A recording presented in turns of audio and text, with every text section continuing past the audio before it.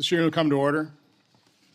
I want to welcome everybody to the hearing room. I appreciate your attendance. I certainly want to welcome all our witnesses. I know your stories will be hard to tell, but I truly appreciate you making the time and willing to share your stories. In our first hearing of this Congress titled "The Corruption of Science and Federal Health Agencies, How Health Officials Downplayed and Hid Myocarditis and Other Adverse Events Associated with the COVID-19 Injections," I asked Dr. Joel Walscock, an orthopedic surgeon injured by the COVID injections, to describe how those suffering from COVID injection injuries felt. His one-word answer: abandoned. The purpose of today's hearing, titled "Voices of the Vaccine Injured," is very simple: to give a platform to those individuals and families who have been abandoned, their injuries and suffering dismissed and forgotten.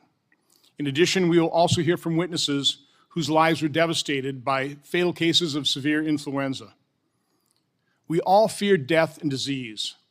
The appeal of a simple shot that can prevent both is obvious and powerful. Unfortunately, this strong appeal has overridden critical thinking and prevented rigorous cost-benefit analysis from being done. The faith in vaccines and vaccination policy is protected with religious-like zeal, and those questioning them are viewed as apostates, dangerous apostates, more than deserving of the scorn, vilification, and retribution heaped upon them. An open-minded review of the history of vaccination dating back to Edward Jenner, the creator of the smallpox vaccine, is both interesting and enlightening. Reading books like Dissolving Illusions, Turtles All the Way Down, and Vaccines, Mythology, Ideology, and Reality, or a May 21st, 2025 Substack by Toby Rogers titled "Mapping the Entire Field of Autism Causation Studies in One Article," certainly opened my eyes, and I sincerely hope will open millions more. And while I haven't mentioned it, I'd like to enter Toby Rogers' article Substack into the record without objection. It'll be entered. Understanding the recent history of vaccines is essential to developing a fair-minded viewpoint. In the early 80s, investigative journalists and lawsuits were beginning to highlight the harms caused by vaccines.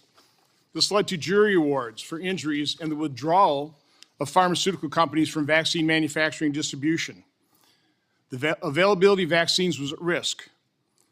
This legitimate concern was addressed with the passage of the National Childhood Vaccine Injury Act of 1986, which led to blanket immunity for vaccines through subsequent regulation. An explosion in the number of vaccine doses on the childhood schedule was a result. According to Mr. Rogers, quote, "Prior to 1986, there were 3 routine vaccines totaling 7 injections. Today, the CDC's maternal and child and adolescent vaccine schedules include 19 vaccines requiring 76 injections with 94 total doses of antigen. In August 1997, the FDA under President Clinton's administration issued draft guidance to allow pharmaceutical companies to advertise directly to consumers beyond print media into TV and radio. According to one estimate, drug companies spent $10 billion on direct-to-consumer advertising in 2024, currently accounting for almost 25% of evening news ad minutes on major networks. That amount of spending has paid off handsomely for Big Pharma and its ability to control the narrative and suppress stories of drug and vaccine injuries. But to understand the true reality we face, there's nothing like hearing from those who have suffered the adverse events that are rarely acknowledged by the medical establishment, federal health agencies, and the corporate media. Today we have 5 witnesses who will tell how drug and vaccine injuries have impacted their lives. We will also hear from 2 witnesses who advocate for, quote, routine immunizations across the lifespan, unquote, because they lost loved ones from a disease vaccines were intended to prevent. Thank you for all taking the time to appear before us today. As difficult as it will be for you to testify today, it's important for the American public to hear your testimony. Senator Blumenthal. Thank you, Mr. Chairman. Welcome to our witnesses and welcome to all the visitors who have come to this hearing.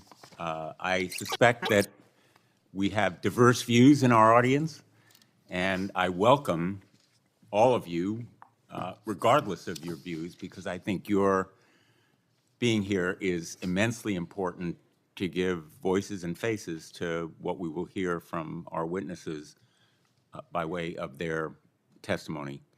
The loss of a loved one, as we all know, leaves an indelible imprint on our lives. It creates an unfillable gap that is almost impossible to overcome at the time it happens, and time sometimes heals, sometimes not. I feel a very deep empathy for the pain and heartache experienced by everyone on this panel, and I thank you for your courage, whatever your testimony is going to be, your courage and conviction coming forth today. Parents and loved ones should never have to know the type of heartache that comes with the loss of a child, and it's a loss that was common, all too common, before vaccines were developed. Smallpox killed approximately 500 million people in the 100 years before it was declared eradicated in 1980. 90% of deaths are believed to have occurred in children under 10 years old. But that risk was eliminated thanks to vaccines that led to smallpox becoming the only disease to have been completely wiped out on the globe. Parents, I will say, including my own, with my brother and me, used to live in fear of their children contracting polio. I will never forget one summer when my brother had a very high fever, all of the symptoms of polio, the anxiety level in our house was incomparable. I was barely old enough to understand what might happen. In bad years, 15,000 United States children were permanently paralyzed. But again, thanks to vaccination, those fears no longer permeate our society. Despite enormous advances made over the last century, still far too many people, many of them children, die of vaccine-preventable illnesses every year. I'm reading a book right now called Everything is Tuberculosis. It's by John Green. It's on the New York Times bestseller list, so I don't need to give you all the details of information. It is about tuberculosis and about how treatments and medicine is available for tuberculosis, which could eradicate it, but for many of the deep suspicions and anxieties in developing countries. One of the characters in this book, it's nonfiction, is a young boy who at 5 years old was stopped from treatment by his father because of his distrust for medicine and his reliance on other kinds of cures. I am deeply grateful to Eric Stein, who lost his 4-year-old sister, and to Serese Marotta, who suffered the tragic death of her 5-year-old son, for their courage in coming forward to share their stories with us today. Stories like theirs were once the norm. At the beginning of the last century, infant mortality in the United States was more than 100 times higher than it is today, and over 60% of those dead children succumbed to infectious disease. A century later, thanks to, in large part, widespread vaccination, that figure has dropped to 2%. But as you will hear today, the fact that these deaths are now rare doesn't make them any less tragic. And every one of them is a tragedy for parents who survive, parents like Catherine Al-Qaidi. In January 2012, Catherine's infant son, Brady, died in her arms from pertussis, commonly known as whooping cough, at just 2 months old.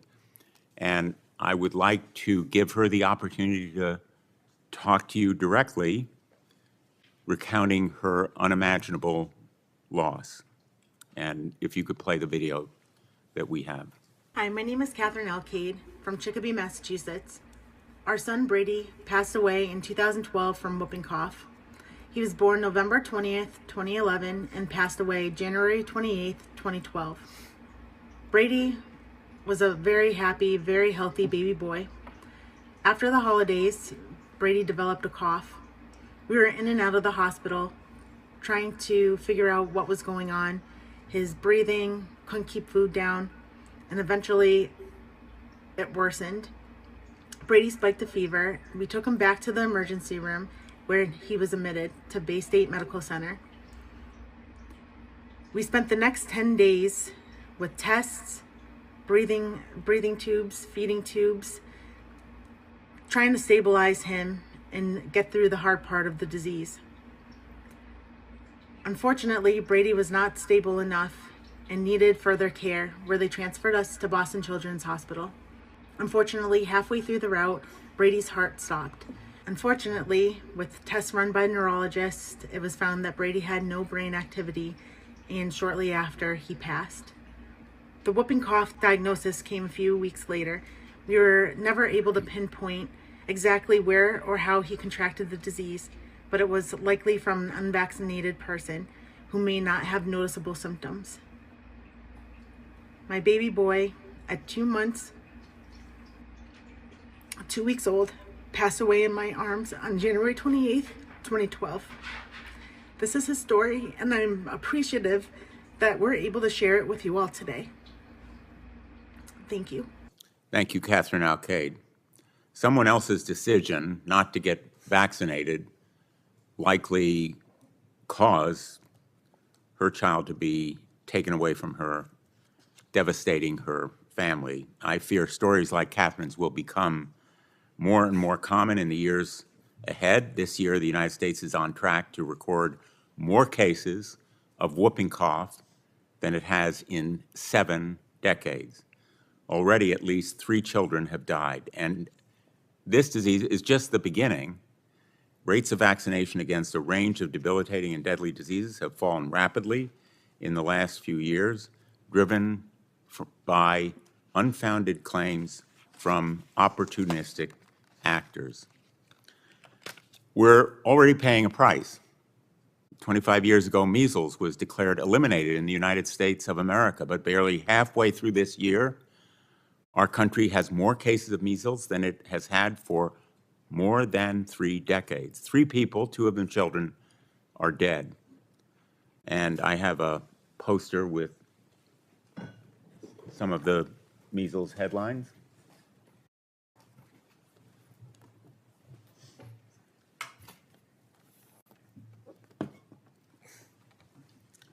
These headlines help tell a story that, in detail, is being lived by Americans. And these deaths are made even more tragic by the fact that they were totally and completely preventable. The measles vaccine is safe and effective. It's not only been proven through clinical tests and trials, but by everyday experience of Americans. There have been persistent falsehoods about vaccines continuing to harm our communities, and this misinformation is not only driving down vaccination rates, it's compromising research into the very harms that we need to prevent. Nowhere is this point clearer than with autism. Decades of scientific research have shown conclusively that vaccines do not cause autism. At this time, I would like to enter into the record 6 scientific papers that have shown that vaccines do not cause autism. If there's no objection, Mr. Chairman. Without objection. They're here. Anyone is free to look at them. These include studies done over decades involving hundreds of thousands of children and a comprehensive analysis from the National Institute of Medicine concluding that epidemiological studies, quote, consistently provided no evidence of association between vaccines and autism. This epidemiological research is important and persuasive. Autism research is critically important and has made great strides in recent years. Yet every dollar we devote to studying this thoroughly debunked claim is a dollar taken away from much more promising research. A dollar taken away from educators in special needs classrooms, a dollar taken away from caregivers to help overwhelmed parents. The truth is that for children born in the United States between 1994 and 2023, routine childhood vaccination is estimated to have saved well over 1 million lives. The truth is that telling parents to use cod liver oil to stop measles rather than vaccines has sent innocent children to the hospital with vitamin A toxicity. The truth is that in the past decade, over 42,000 women in the United States have died from cervical cancer, a cancer that is almost entirely preventable by the HPV vaccine. Today, vaccines, in a way, are a victim of their own success. Parents today do not have to spend terrified nights in the hospital wondering what will become of their child with diphtheria, a disease that, until the vaccine was developed in the 1940s, regularly killed as many as 15,000 children every year, or rubella, which until a vaccine was developed in 1969 regularly infected more than 50,000 people, resulting in tens of thousands of babies born deaf, blind, or with congenital heart disease. We cannot afford to turn back the clock. Scientific advancement has given us great benefits. We need to make sure that every medicine, every vaccine, every treatment or cure available to Americans goes through proper testing and clinical trials and is proved to be safe and effective. Nobody wants Americans exposed to side effects or dangers as a result of any medical treatment. But we should be mindful of the benefits after they are proven safe and effective, the scientifically proven benefits. And I want to thank our witnesses for coming forward today to share your views, your stories. We look forward to learning from you and working to make America safer and healthier. Thank you, Mr. Chairman. Thank you, Senator Blumenthal. The truth is, vaccine injuries are real and they've been ignored. Let's go to a video before we swear in the witnesses.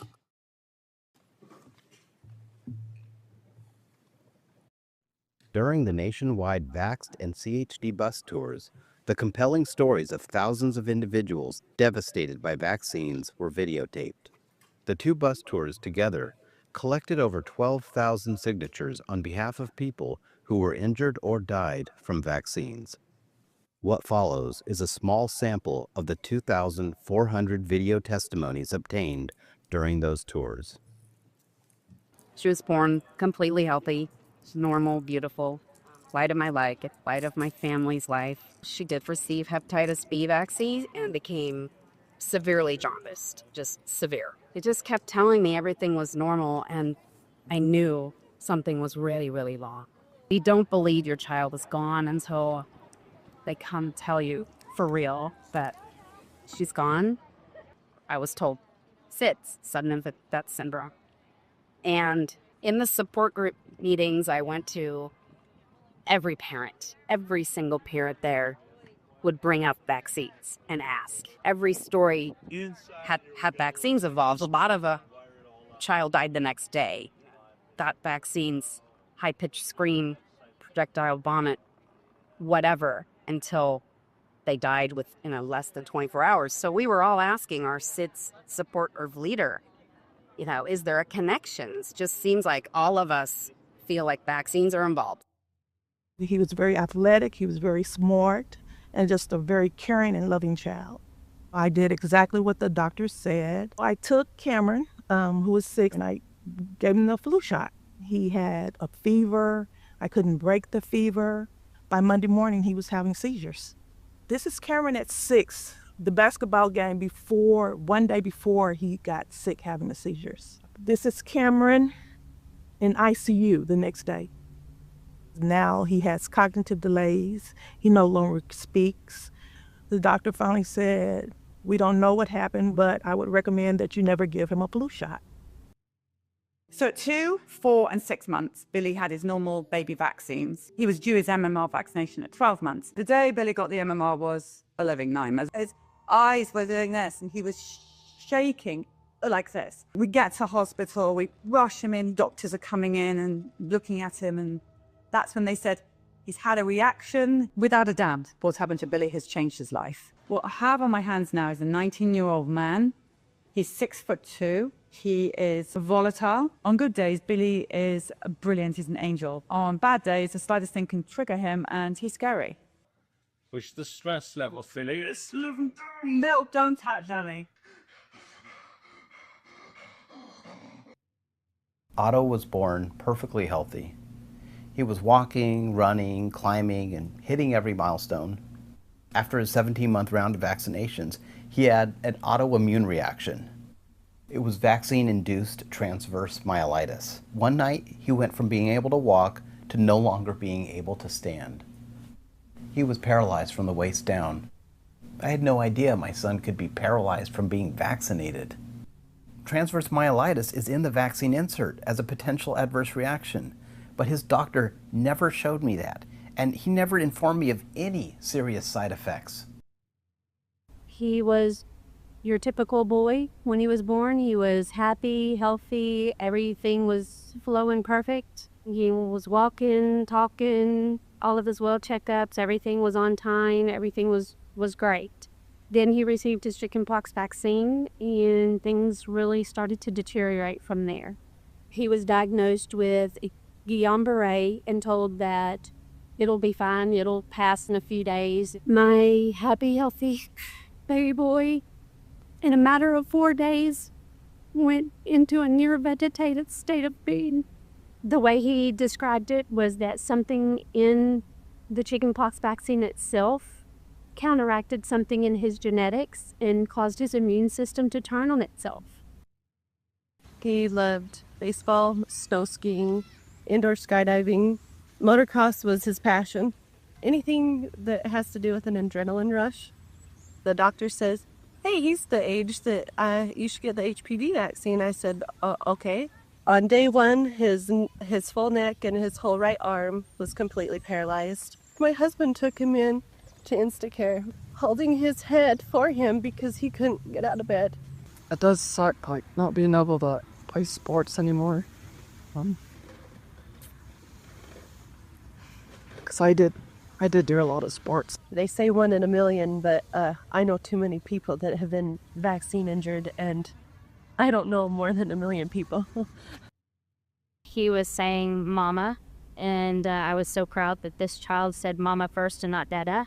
We went in, as most parents do, regular vaccinations. When I went to get closer to him to wake him up, I saw that his eyes were partially propped open and he was dead. I knew at that moment what took his life. There was no question what had happened. We went back to the pediatrician. All of her questions were, was your son vaccinated? When did he start having problems? When did the seizures start? It was all around the vaccines. She said, if it's any vaccine that caused these seizures, it's the DTaP. And I said, can you put that in writing? And she said, no. The Vaxxed and CHD bus tours were not designed as research projects, but the evidence obtained should not be ignored. Every single vaccination on the children's vaccine schedule had reports of serious and permanent injuries, many of them including death.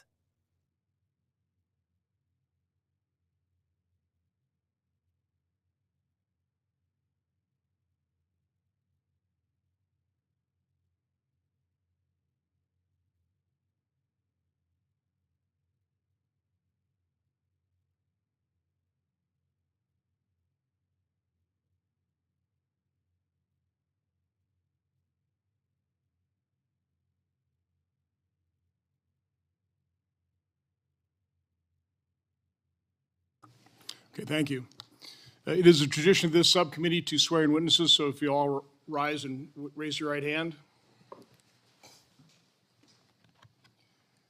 Do you swear the testimony you will give before this subcommittee will be the truth, the whole truth, and nothing but the truth, so help you God?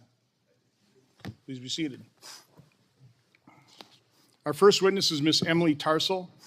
Ms. Tarsell is a retired psychotherapist and former president of the Licensed Clinical Professional Counselors of Maryland. She is here today to talk about her daughter, Christina. Ms. Tarsell. Chairman Johnson and committee members, thank you for this important hearing. My name is Emily Tarsell. I'm a retired psychotherapist and a mom. I was blessed with Christina, a healthy, bright child who grew to be a beautiful, caring person, gifted athlete, artist, honor student. In 2008, my 20-year-old daughter had her first GYN appointment. The doctor recommended the HPV vaccine, and we were told it was safe and effective and would prevent cervical cancer. We were not given any literature. We were not told of any adverse side effects. Ads conveyed a sense of urgency about getting Gardasil before exposure to HPVs. So Chris had always gotten the childhood vaccines and agreed to the shots. After vaccination, my daughter developed new conditions: joint pain, chronic sinus congestion, intermittent rashes, rapid heartbeat, dizziness on standing, unusual fatigue, and arrhythmia.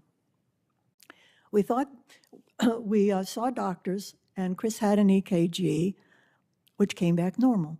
So we thought everything was okay.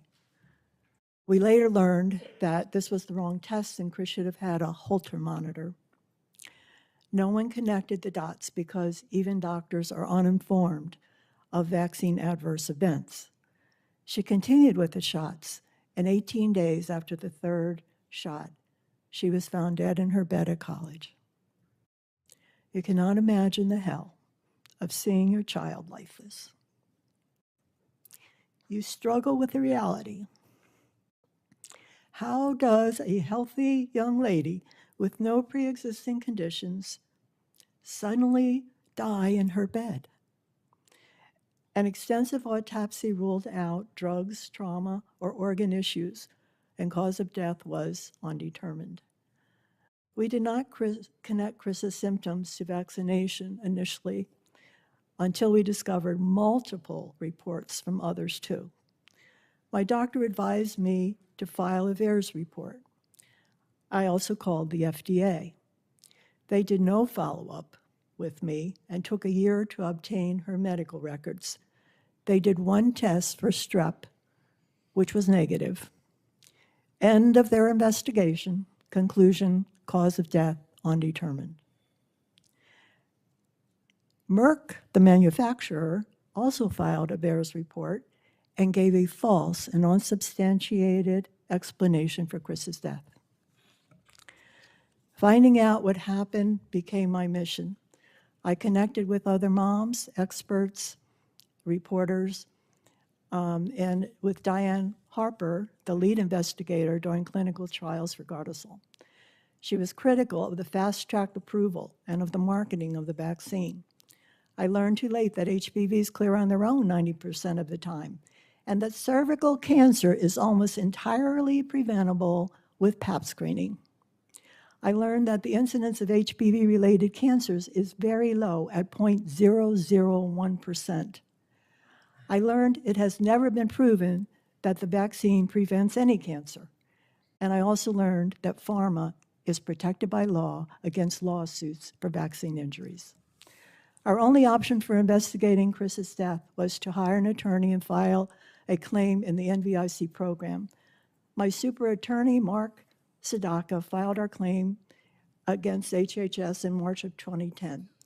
Our world-class experts, immunologist Dr. Schoenfeld and cardiologist Dr. Eldar, were prepared to describe at the molecular level how Chris had died from a fatal arrhythmia induced by an autoimmune response to Gardasil, which caused antibodies to attack the calcium channel in her heart.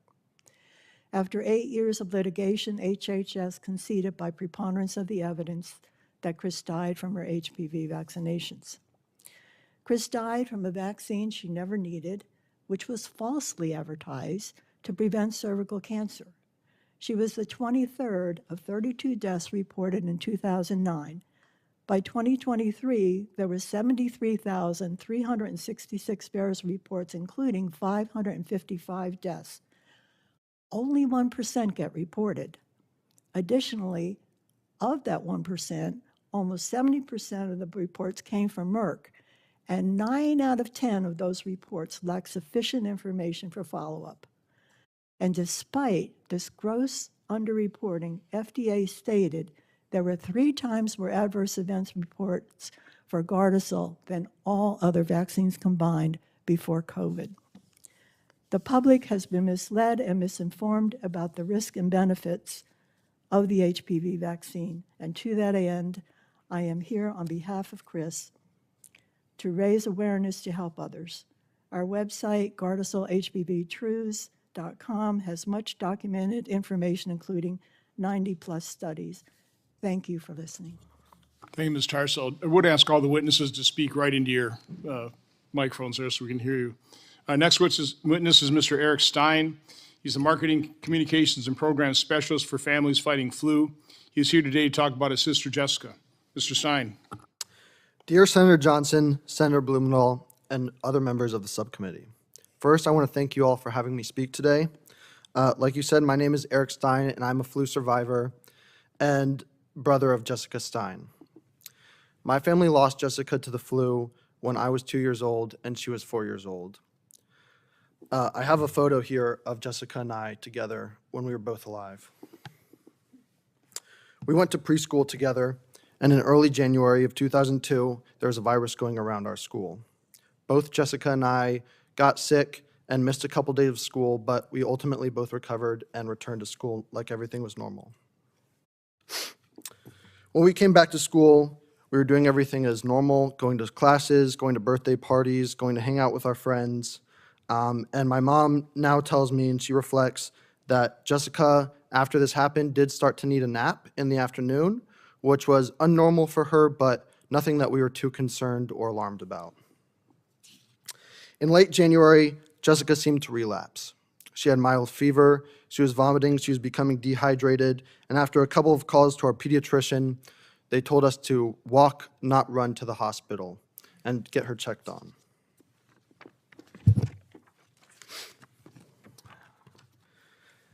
Everything was fine at first, and everything started to move very quickly.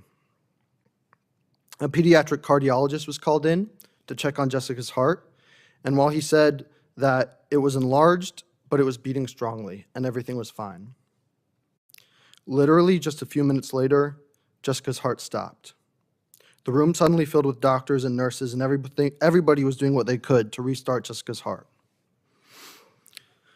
Before my parents even really could comprehend what was happening, Jessica was gone. Still, 20 years later, my parents still struggle to tell the story to me. It haunts them to have to go to the hospital with their daughter and leave without her. To say that Jessica's death changed them, changed all of us, doesn't even begin to tell the depth of the story. I have a younger brother and a younger sister, and they never knew Jessica. My younger sister, Katie, is sitting in the crowd today. Even though they never knew Jessica, she remains a large part of our family. My uncle painted a portrait of her that hangs in our kitchen, and we talk to her, and we talk about what she would have been like and what she would be doing right now if she was still alive today. On her birthday and the day she died, we go to her gravesite as a family. My parents' strength is something that I will always admire.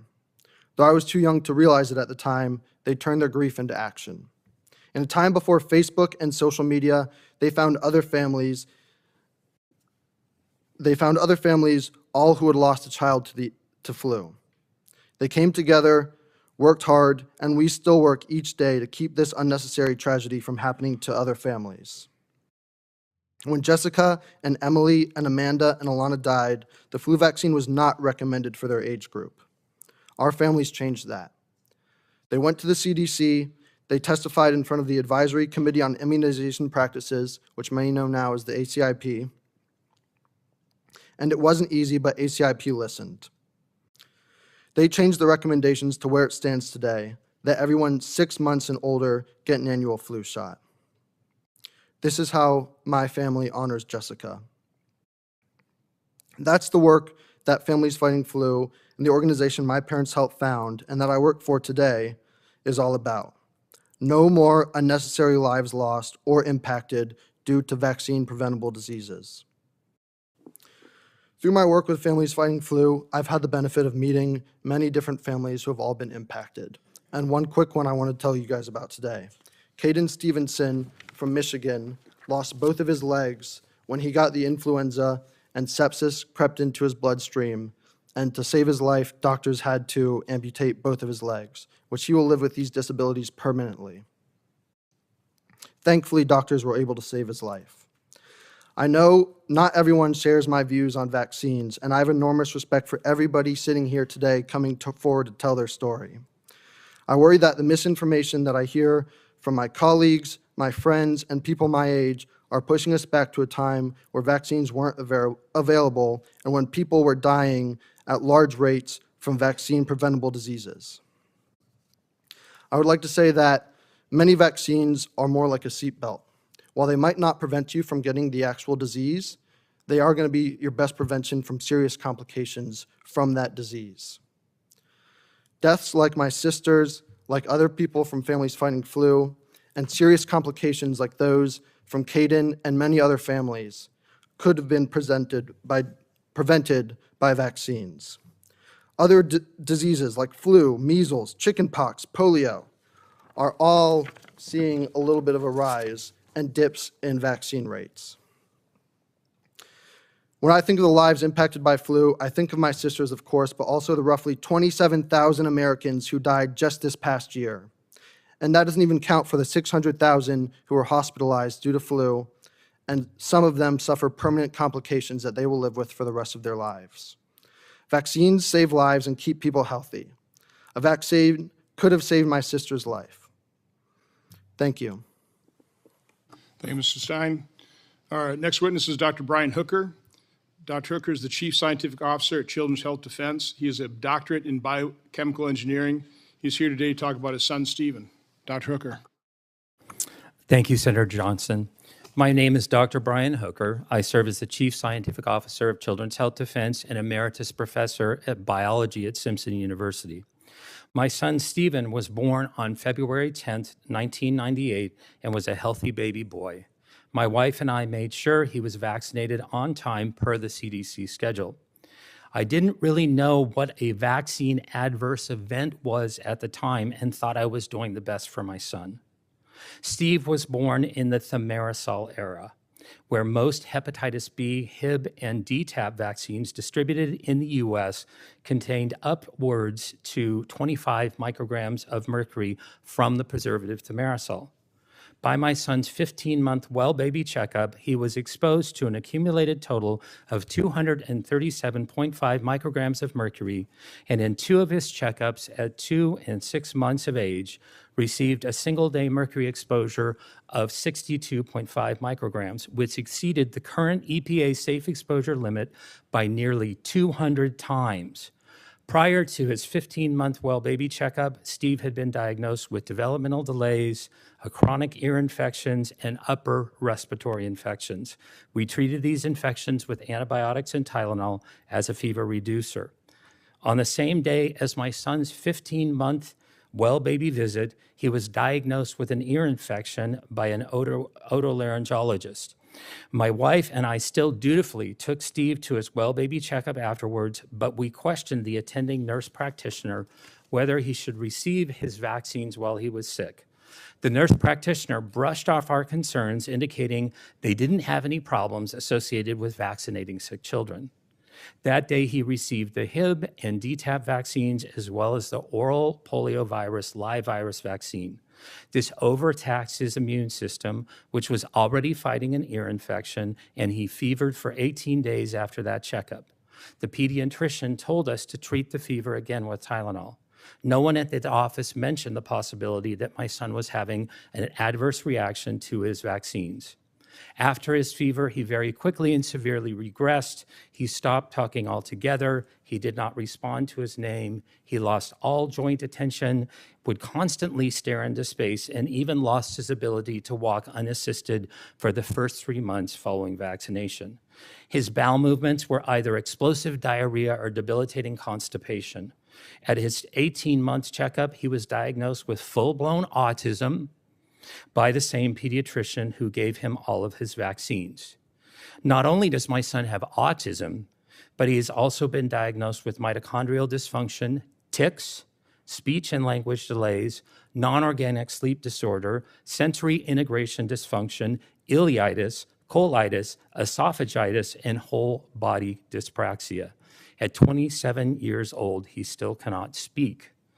My son was a petitioner in the National Vaccine Injury Compensation Program for 16 years before his case was thrown out by the special master prior to oral arguments. Vaccine courts, with its capricious statute of limitations, would not consider any vaccines prior to his 15-month shots and ruled that he had had autism earlier because he was pulling his ears at 6 months. No one in the DOJ directly opposing my son in court seemed to notice that he was pulling his ears because of recurrent ear infections. My son requires 24/7 care, and his severe dyspraxia means that he is a prisoner in his own body, a body that betrays every time he tries to execute any intentional task, such as eating, talking, walking, grabbing, or grasping any object. He also suffers excruciating chronic pain due to gut dysbiosis and neuroinflammation. Nobody wants to see their child go through chronic debilitating pain. My son will never pay taxes. He will never hold a job. He will never play baseball. He will never write a poem. He will never go out on a date. He needs assistance despite his best efforts and despite his best wishes. He needs assistance toileting every time. Society does not want to acknowledge vaccine injury, period. Our story is not welcome in the news media, and social media completely censors us. My family has been gaslighted repeatedly, and my son's medical history has become fodder for astroturfers' blogs, as well as the CDC researchers armchair quarterbacking his vaccine injury case. My son's life has been ruined physically and emotionally, and he is persecuted by the mere fact that he exists.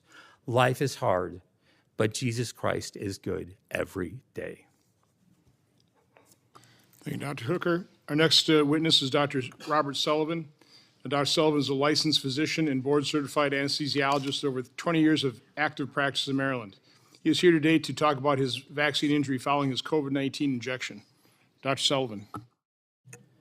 Thank you, Senators. My story is not as bad. The same month I received my first COVID mRNA shot, I was featured in the Wall Street Journal's What's Your Workout column for Aerial Circus Arts. I was strong, healthy, and thriving. Just 3 weeks after my second dose, I couldn't go up a flight of stairs without gasping for air. I became short of breath doing even simple things, walking, standing, even speaking. I had constant chest pressure, arrhythmias, and overwhelming fatigue. I cannot overstate the misery. It felt like my body was failing me. I was experiencing right heart failure. Still, I questioned myself. Was this real or in my head?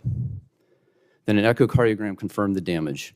I was relieved that it wasn't imagined and stunned to realize this is how I likely die. The diagnosis was pulmonary hypertension. I had damage and narrowing of the blood vessels in my lungs, restricting blood flow and straining the heart. This isn't like regular high blood pressure.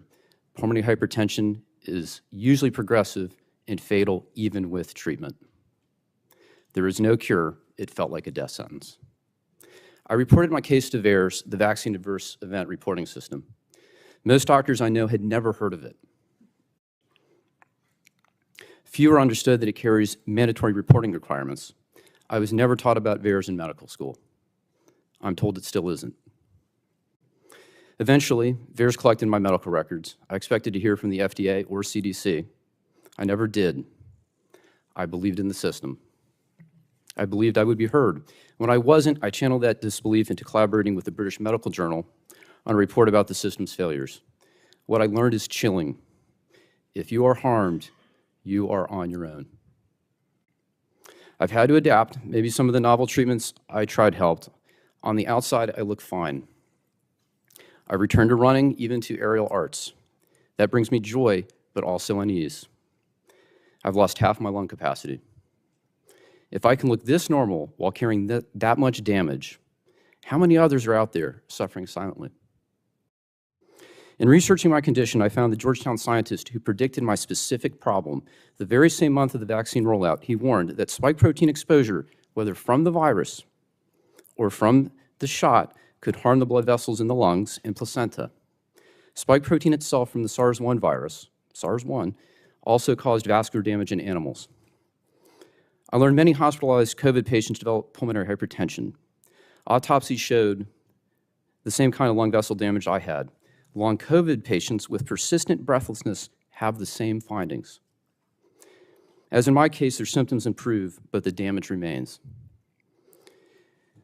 We now know the SARS-CoV-2 spike protein can damage the lungs, heart, and brain in animals. It is toxic, irrefutably so. I know that's uncomfortable to hear. One study found athletes who got mRNA boosters saw drops in aerobic capacity equivalent to aging 5 to 10 years in just 1 week. Why is this? I now see colleagues and patients struggling with daily tasks. Many are limited by unexplained shortness of breath. Could this be a spectrum of vascular damage like what happened to me? These are urgent questions. This is not normal aging. This is not simple deconditioning. Until we study this systematically, we won't know how many have been injured by COVID or by the spike protein itself. Our medical system must honor its foundational oath, do no harm. When harm does occur, the right thing is to recognize it, acknowledge suffering, and work to relieve it while advancing research into safer therapies. Government must serve as a safeguard, restoring accountability, transparency, and public trust. And above all, every medical decision must be grounded in truly informed consent. Patients deserve and demand clear, honest information. The freedom to decide what's right for them is a right. Mandatory medicine is not medicine. Acknowledgement matters, being seen, heard, and believed. That is the first and perhaps most important step in healing. To others who have been harmed, I see you. While our injuries differ, I understand the suffering and isolation that comes when the system meant to protect you instead abandons you. I believe you. Senator Johnson and members of the committee, thank you for giving us this opportunity to start to heal. Thank you, Dr. Sullivan. Our next witness is Ms. Tommey. Ms. Tommey is the director of Children's Health Defense TV and is an internationally recognized health freedom advocate, filmmaker, and author. She is here today to talk about her son, Billy. Ms. Tommey. My son Billy entered the world as a healthy, perfect baby with an APGAR score that reflected his perfection. We followed every wellness check, every vaccination schedule, believing in the system that promised our child safety. For his entire first year, Billy thrived, meeting milestones, crawling, babbling, growing. Yet everything changed at 13 months, the day he received the MMR vaccine, the only one on the schedule back then. That day, I walked into the doctor's office, trusting the advice of professionals who emphasized the importance of vaccinating against deadly diseases like measles. Billy had just finished a round of antibiotics, but the nurse reassured me that the MMR vaccine was essential. Like any diligent parent, I followed these instructions. Hours after the vaccination, Billy's perfect world shattered.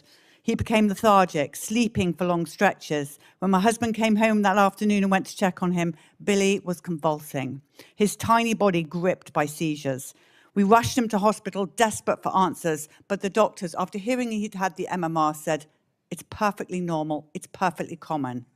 Lots of children have seizures. He'll be fine. Antibiotics, Tylenol, he'll be fine." But he wasn't fine, and he's still not fine, age 29. He's severely sick with severe autism.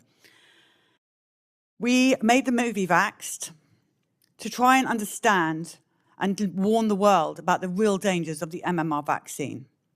I even vaccinated my child after I had Billy because I was so pro-vaccine and so into the system. Just the MMR was the problem. But then we got out on the bus. We took a bus and we traveled around America, listening to parents around America, what had happened to them when they vaccinated their children. And what we saw was utterly horrific.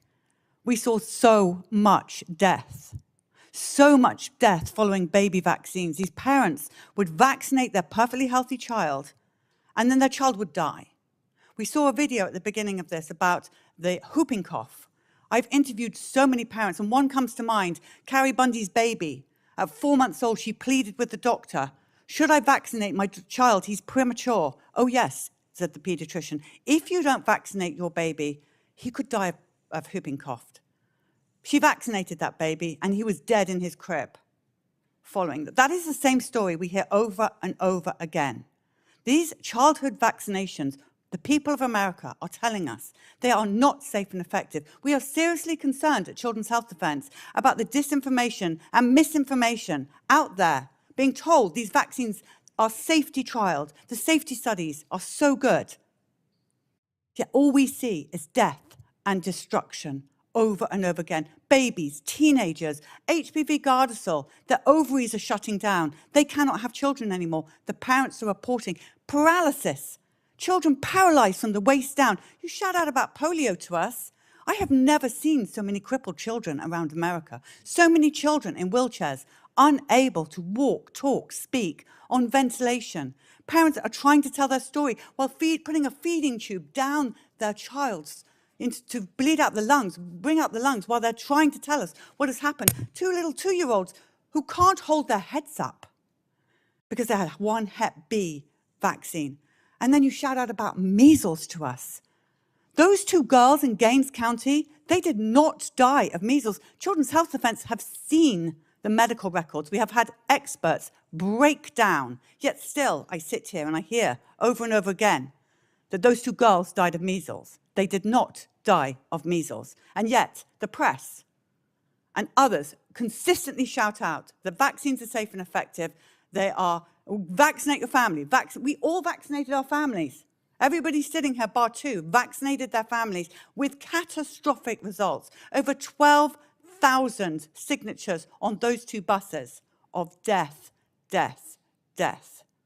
When will enough be enough? How many more buses?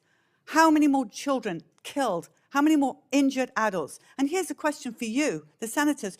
Who is going to look after our children when we, the parents, are no longer around? That can't use a toilet, that will never date. All those things Dr. Hooker said. Our children are trapped at 29, 30 years old. They will never pay taxes. They need 24-hour care because of one vaccine, one moment in time. This is a national crisis that must be addressed. I want to thank Senator Johnson and his team for giving us this day that we thought would never come, that the world could hear really and truly what happened to the people of America who are broken. And this doesn't just affect the person with the injury, by the way. It affects the siblings. It affects the extended family. One of us has to be a carer for life. So this has to stop. And we implore you, please, to follow us at Children's Health Defense, at least break down the truth and get to the truth behind the science of what is really happening. No more Pfizer-sponsored science. We need independent science, and we need our pediatricians to stop getting bonuses for vaccinating our children. So thank you to Senator Johnson and his team. Thank you, Ms. Tommey. Our next witness is Ms. Serese Marotta. Ms. Marotta is the Deputy Chief Executive Officer of Vaccinate Your Family, a national nonprofit. She's here today to talk about her son, Joseph. Ms. Marotta. Thank you. Hello, my name is Serese Marotta, and I am a mother who lost my child to a vaccine-preventable disease. Thank you for allowing me to be here today and share my story. In 2009, my 5-year-old son, Joseph, was a healthy kindergartner. He was a typical little boy who loved Star Wars and Spider-Man. As a family, we enjoyed playing board games and building puzzles. Joseph was smart, funny, and inquisitive. Simply put, he was one of the joys of my life. I was a protective mother, and like other parents, I always tried my best to keep my children safe. To be honest, the thought of losing a child to a vaccine-preventable disease never occurred to me. At the time, I incorrectly thought that these diseases were a thing of the past, until I lost my son Joseph to flu during the H1N1 pandemic in October 2009. This is a picture of Joseph. The H1N1 flu vaccine that could have saved his life was not available in our community until 2 weeks after he died. Joseph was one of 288 children who died during the 2009-2010 flu season, and one of over 2,700 children who have died from flu since 2004. Just this past flu season, 260 children have died from flu, the highest number of pediatric flu deaths we have on record for a non-pandemic year. And that's just flu. Right now, because of declining immunization rates, we have outbreaks of measles and pertussis. Due to mis- and disinformation, lack of access, anti-science sentiment, and other factors, Americans are continuing to die from diseases we have the tools to prevent. Parents continue to bury their children. We know from history what will happen if these trends continue. There is no acceptable loss when it comes to a child. Let me briefly share how my life has changed since losing Joseph. It was incredibly devastating to watch my child die in front of me in an ICU room. It was incredibly hard to go home that morning and tell his 7-year-old sister that her little brother wasn't ever coming home. Let me share what it felt like to walk into the funeral home, holding my daughter's hand and preparing her to see Joseph laying in a small coffin. Let me share how unbearable it was to stand in line at the county clinic to get my daughter her H1N1 vaccine, a vaccine that could possibly have saved Joseph's life. Let me share how incredibly painful it has been for my family each and every day to remember that Joseph will never graduate college, get married, or have a chance to contribute to society. Let me share how my heart breaks over and over and over again because he is no longer here. Now multiply that by thousands of other parents who have lost a child to a vaccine-preventable disease over the years, and the thousands more that are at risk if people don't have access to science-based, factual information about vaccines, vaccine safety, and vaccination services. Sadly, Joseph's story is not unique. I personally know many other parents who have lost their children. Maureen lost her 2-year-old son, JJ, to flu. Katie lost her infant, Callie, to whooping cough. Nicole lost her 10-year-old daughter, Teresa, to COVID-19. There are survivors, too, like Tamika, who had cervical cancer before the HPV vaccine was available. The list goes on. These families are just a few examples of the real impacts of these diseases. According to the CDC, about 4 million deaths worldwide are prevented by childhood vaccinations every year. Vaccines undergo extensive safety testing in clinical trials before they are approved for use, and the U.S. has robust safety monitoring systems to make sure these vaccines continue to be safe and effective following approval. I want to close today by acknowledging that my story and experiences do not in any way minimize those of my fellow witnesses. We are all doing the best we can with the information we have. But I would be remiss if I did not remind the committee that the science is clear. Vaccines are safe and effective. Without these life-saving tools, our families and communities are at risk. Thank you. Thank you, Ms. Marotta. Our final witness is Ms. Krystle Cordingley. Ms. Cordingley is a published scientist with over 20 years of experience in the medical field. She's here today to talk about her son, Corbin. Ms. Cordingley. Chairman Johnson, Ranking Member Blumenthal, and members of the subcommittee, thank you for the opportunity to share my story, the story of how our lives were shattered in an instant and the nightmare we now live every day.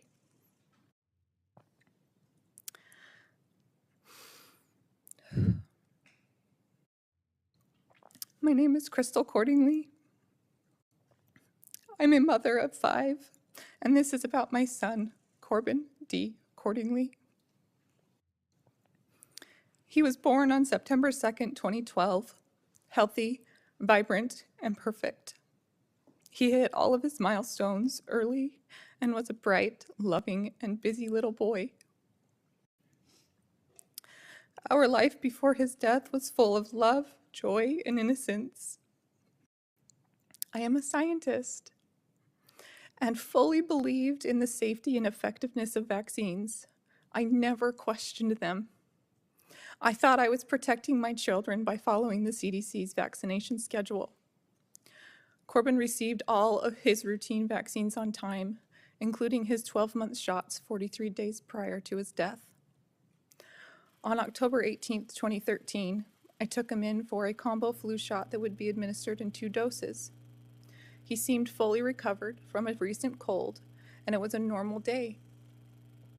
I fed my kids lunch, prepped dinner, and left for an evening shift at the hospital. That afternoon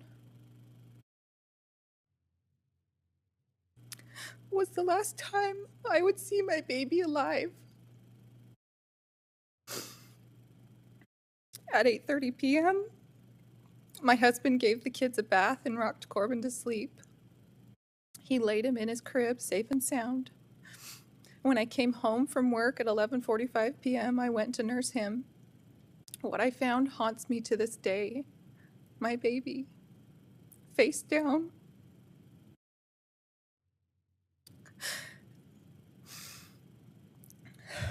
Fists clenched, arms stiff straight to his side, body stiff and unresponsive.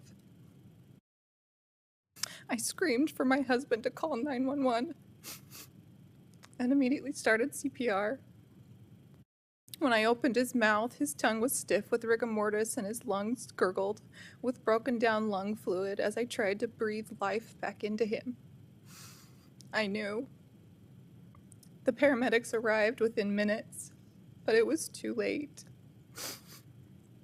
At the hospital, after what felt like a lifetime of trying to revive him, the ER doctor called time of death. My world shattered. How could this happen? He was healthy. Nothing else was different that day, except the flu shot. I repeated it over and over to every medical professional. He got his flu shot this morning, but no one would ever consider it. I was brushed off, told it couldn't have been the vaccine. I was gaslit into believing some babies just die.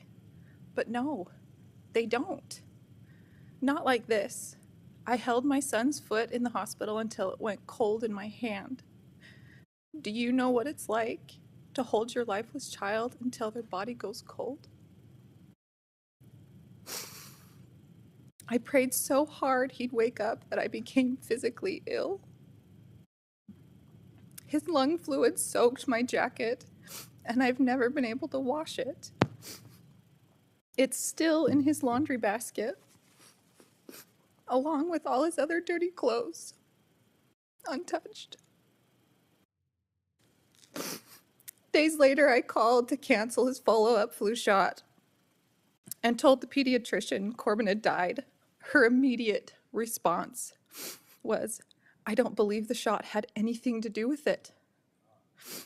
The medical examiner said the same, even after I asked her to send out testing. A month later, she admitted she forgot. When she finally did send tests, none of them had anything to do with determining whether the flu shot played a role in his death.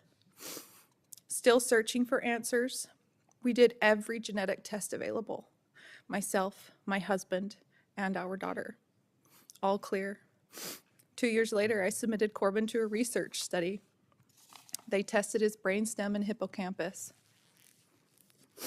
The lead researcher called me personally shocked. She said the damage and scarring she saw was typical in SIDS cases, but Corbyn wasn't an infant. He was 13 months old, and he was perfectly healthy. Damage, not defects, not abnormalities, damage to his brain. Despite the pediatrician denying the vaccine's role to my face, I found a note in Corbyn's records that she had filed a VAERS report just days after his death. She never told me. The report said, "The parents will not be contacted." She also suggested I continue vaccinating my other children and offered hospital observation after each dose. Why offer observation if vaccines are safe? I was never given informed consent. I was never told about the lack of long-term safety studies. I was never told about the ingredients like polysorbate 80 or the fact that true placebos were never used in many vaccine trials. I was given a simple sheet saying to expect a fever and use Tylenol. I wish someone had warned me. I wish I had been told to research the vaccine inserts, to look deeper, to look at the history, the true history. I wish I had the chance to fight for his life in the hospital, or given any kind of chance. I speak today not only to honor Corbyn's memory, but to urge you to ask the hard questions. Parents deserve the truth. We deserve real informed consent, because no parent should have to live the nightmare I do. To all the parents listening, you can never unvaccinate, but you can wait. Wait until it's truly proven safe. One shot, one decision, one moment. That's all it takes to shatter a family forever. Thank you. Thank you, Ms. Cordingley. I want to thank all the witnesses. I know telling your stories is not easy. I think I speak for everybody in this room, committee members. Our sincere condolences for your losses, for the tragedies that have really impacted your life. The divide here is wide. I don't doubt any of these stories.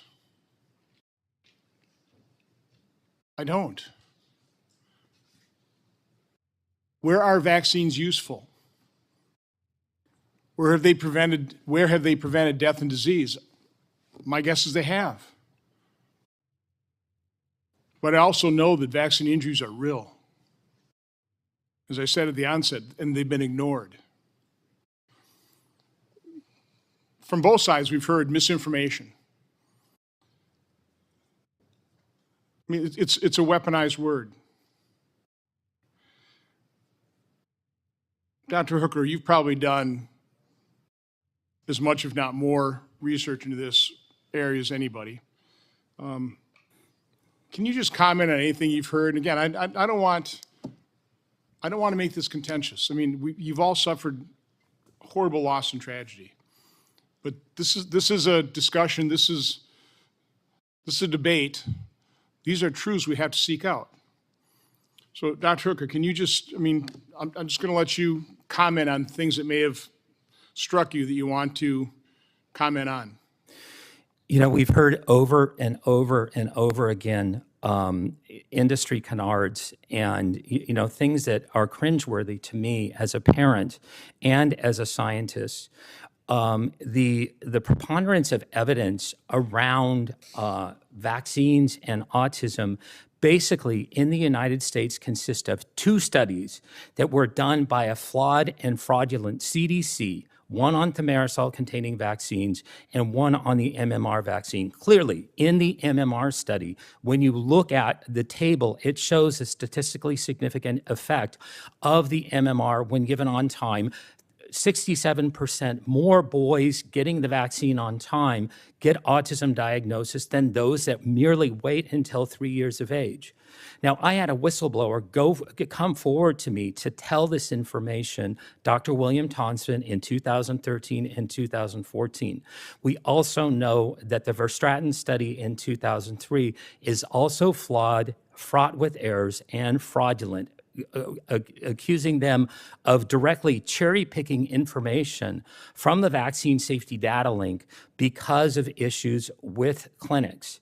Now, there is a hole in the science around vaccines and autism that you can drive a Mack truck through. You can't just look at one vaccine and one component and then wave your pixie dust and say they're safe. That is just not a fact, and that is just not how science works. Dr. Hooker, you mentioned Bill Thompson, and he was featured in the first movie, Vaxxed. Can you tell the story about that particular MMR study that I think identified a link between autism and MMR in Black young men, right? That is and correct. Tell about the story about the CDC officials that gathered with their data, and was a shredder? Tell about the story of them coming together and destroying the evidence, but Dr. Thompson did not do so. Dr. Thompson did not do so. Tell the story, though. I will, yes. The CDC scientist who was the lead epidemiologist on this MMR study was Dr. William Thompson. He came forward to me in 2013 through a series of phone calls, and we were in close contact for 10 months.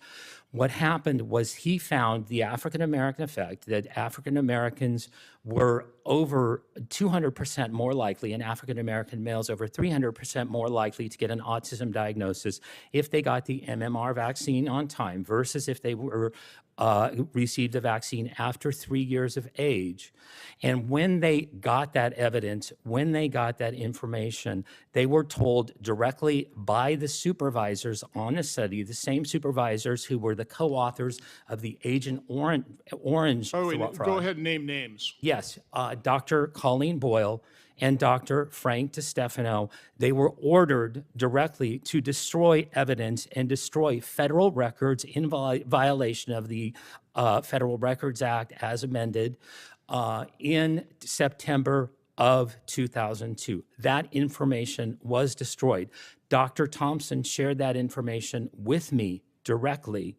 I repeated the analysis, did the exact same analysis, and I got the exact same result. African-American males, when they get the MMR on time, are 3.5 times more likely to get an autism diagnosis than if you wait simply until after 3 years. So that would show a link.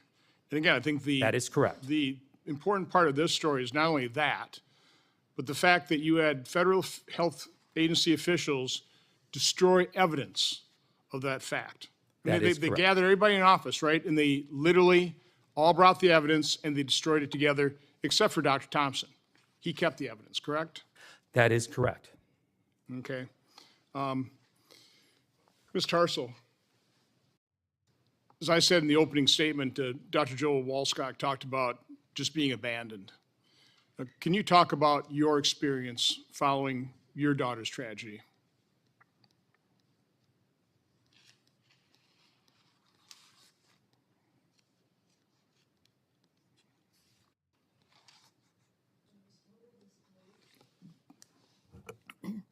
There was total disbelief in what happened. I was home alone when a police officer came to my house to tell me they found my daughter dead in her bed and they didn't know what happened. It took quite a while for us to begin to put the pieces together. And I understand from the other panelists here that initially one would never suspect it was vaccine related because we've been told they're safe and effective and prevent whatever it is they're designed to prevent. When that first became evident that other people, at the time Gardasil had only been licensed 2 years before, so at the time there was little literature known online, but I began to connect with other parents and moms and researchers online. It's like, there's a whole lot that we're not being told. And that's devastating to not be informed, to make, and as I learned more about it, that we were never told. My daughter never needed that vaccine. She was never at risk of getting cervical cancer. The risk is very low. the HPV is clear on their own. And I'm not the only mom who's gone through that experience, and now they've also pushing it for boys, when they haven't even been able to show that the vaccine causes any cancer that's HPV related. And there's a whole reason for that, because these cancers are very slow growing, and the onset is after age 50. So they're giving it to young adolescents. It was like, I just was blown away. I could not imagine that they would have approved these vaccines and they would continue to do so. And to have Merck lie on their report. The other thing that's come up here in these conversations is people talking about the VAERS reports. That's the first line to determine if there are red flags for injuries after vaccination. And that is a very, very flawed system. I had no idea at the time. But I have learned that, as I said in my talk, that less than 1% get reported. One of the doctors on the panel said he never learned about it in medical school, and they still don't. And how can this be? This is crazy. This is the front line to determine if there are vaccine injuries. And so I've been, I feel my daughter is here with me. I'm her voice. I am trying to make her death matter. I know of all these other moms who have lost their kids through various vaccines, but HPV vaccine in particular. There were 6 other mothers I was connected with back in 2008 who had lost their daughters. Thank God I had support and the ability to find out more. And that's why I'm here. I want to share it with other people. We all want the best for our kids. Okay, thank you. Senator Blumenthal. Thank you very much. And I want to agree with the chairman that we have an obligation to be constructive and understand and respect the losses that have occurred here. There's nothing antagonistic about the emotion that I feel, and I respect not just the losses, but the urgings for reform that have come from our witnesses and probably others in the audience who've suffered those losses. I'm a lawyer, prosecutor for most of my life. Destruction of documents is absolutely abhorrent. It should be investigated and pursued, condemned, if there has been destruction of any documents. I think we can all agree on that point. We have a system, and it dates from, I think, around 40 or 50 years ago, the National Vaccine Injury Compensation Program. Dr. Hooker, I think you made reference to it. It provides legal immunity, a shield for manufacturers. Now, I am extremely suspicious as a lawyer of immunity that is granted in any blanket way across the board to any manufacturer or to anyone, whether it is any industry. And I would be interested to know whether others among our witnesses here today have sought to pursue claims under that program, I understand you did, Dr. Hooker, correct? That is correct, Senator. For some 16 years. 16 years, that's correct. And you got no relief. We had absolutely no relief whatsoever. Neither were we allowed oral arguments. So maybe we ought to look at this system. You know, agreed. I am not suggesting what should be done about it. I don't know whether you have legislation, Mr. Chairman, on this program. We're still in the exploratory phase here. Okay. So, you know, I'm a lawyer. I'm very result-oriented. And I am heartbroken to hear these stories. And it makes me want to do something. So, I'm not promising anything.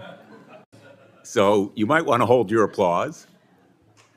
How about we ban pharmaceutical ads on TV? I'll co-sponsor that bill. I've advocated it, and you have a co-sponsor.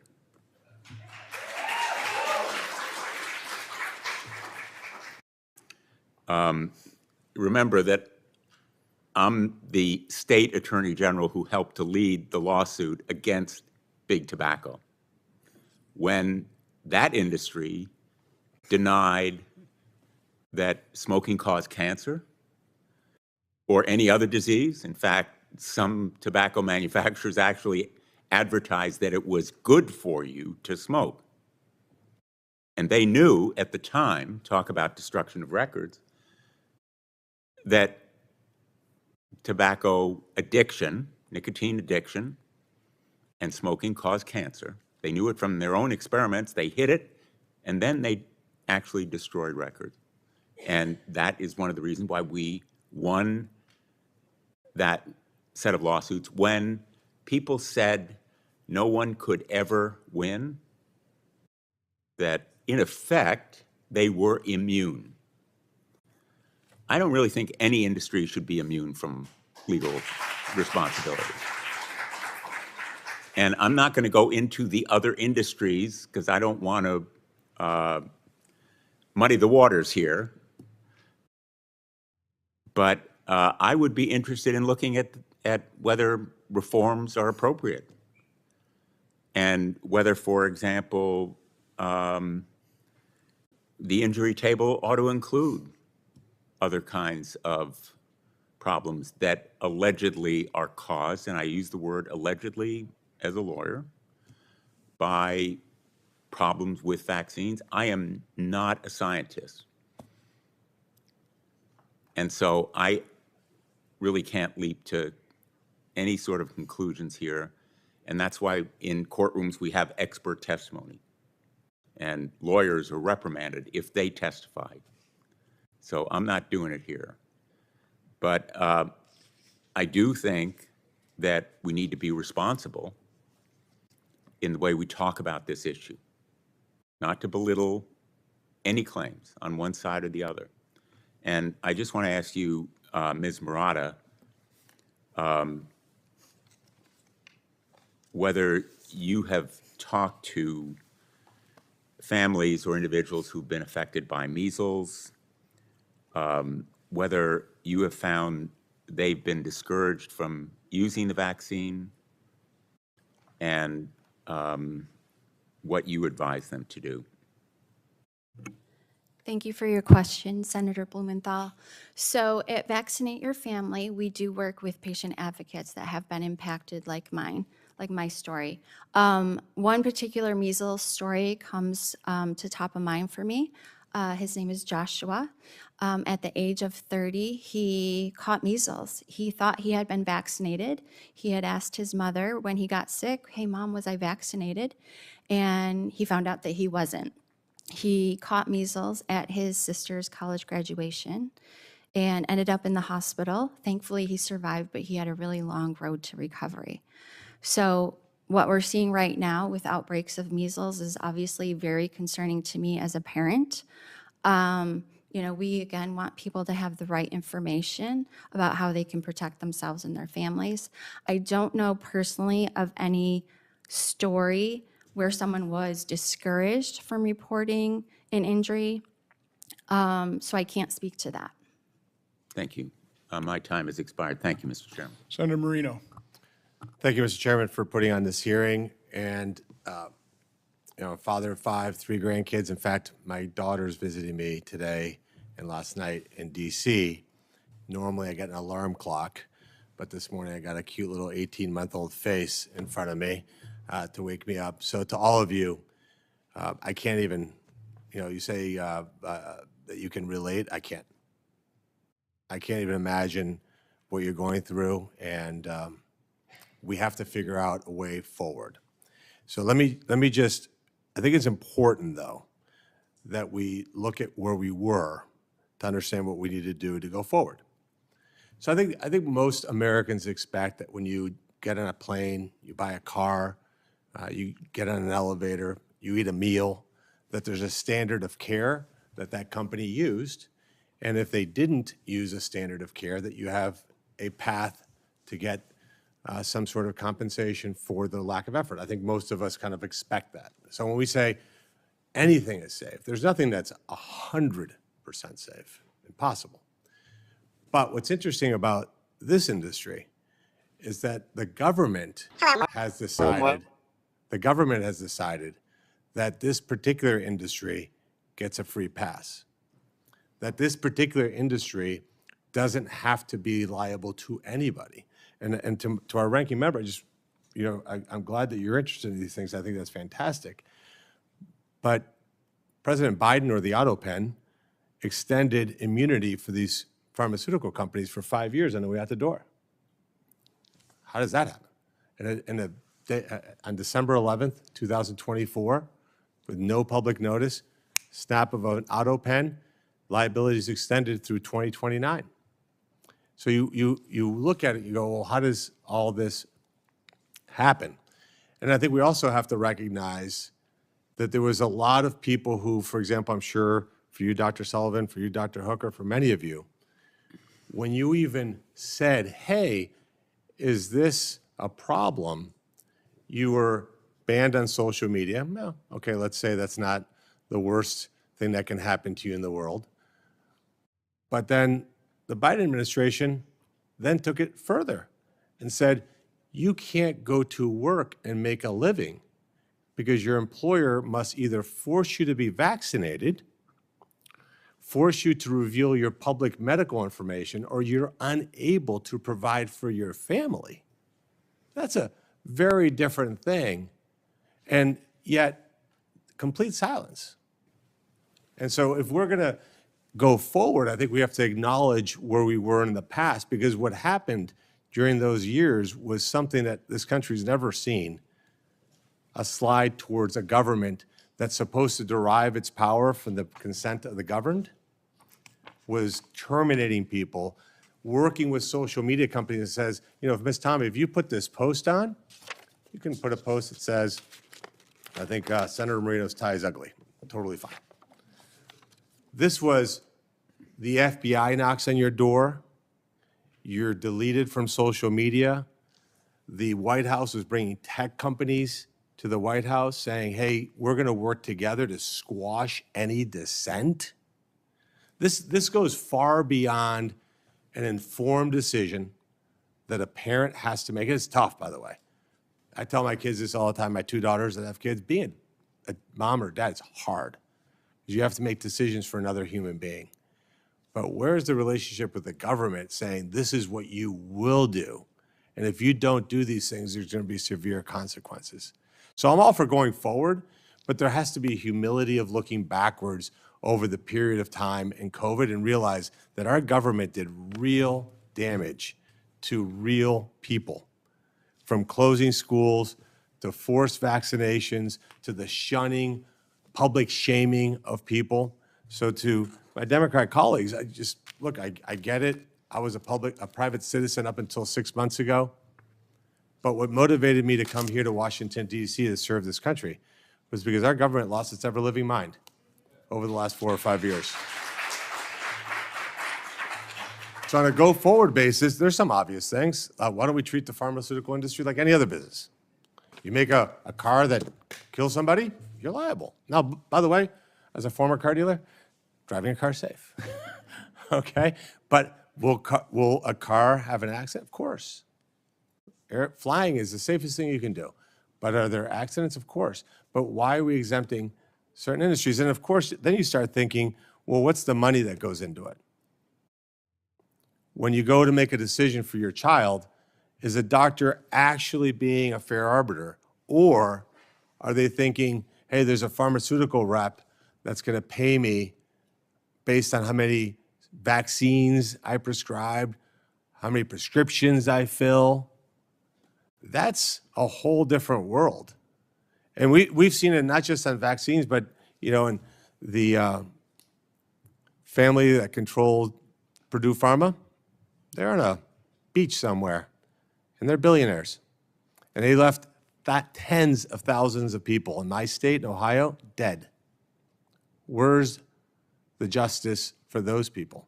So if we're going to do this, Mr. Chairman, to our ranking member, we need to get serious about understanding that there's a lot of entanglements between special interest groups, lobbyists, with zero accountability. Because finding Purdue Pharma did nothing for the Sackler family. Sackler family are still living a great life. And the people who profited severely from the COVID-19 vaccine are living a great life. They're not sitting here like all of you having a different conversation. So if we're going to do something, the North Star has got to be medical freedom. I get to decide. I get to decide what's good for me and my family with proper information. And if I'm given improper information, just like in any other industry, there's got to be accountability. And these industries that produce bad behavior, the executives, the people who charge those people to do these bad things have got to feel personal repercussions. Because if that's not the guidepost in which we do this, then all we're going to do is have wasted these great people's time. So I'll end where I started. I'm hoping that, Chairman, what comes out of this is actual progress. Because when I hear your stories, it breaks my heart, and I know it's a life sentence for all of you. This isn't something where tomorrow you snap your fingers and your emotions leave you. It's going to be with you, and I can see the pain in each and every one of you. And I'm hoping my colleagues see that pain and that we actually move the ball forward to get something done. Thank you, Mr. Chairman. Thanks, Senator Marino.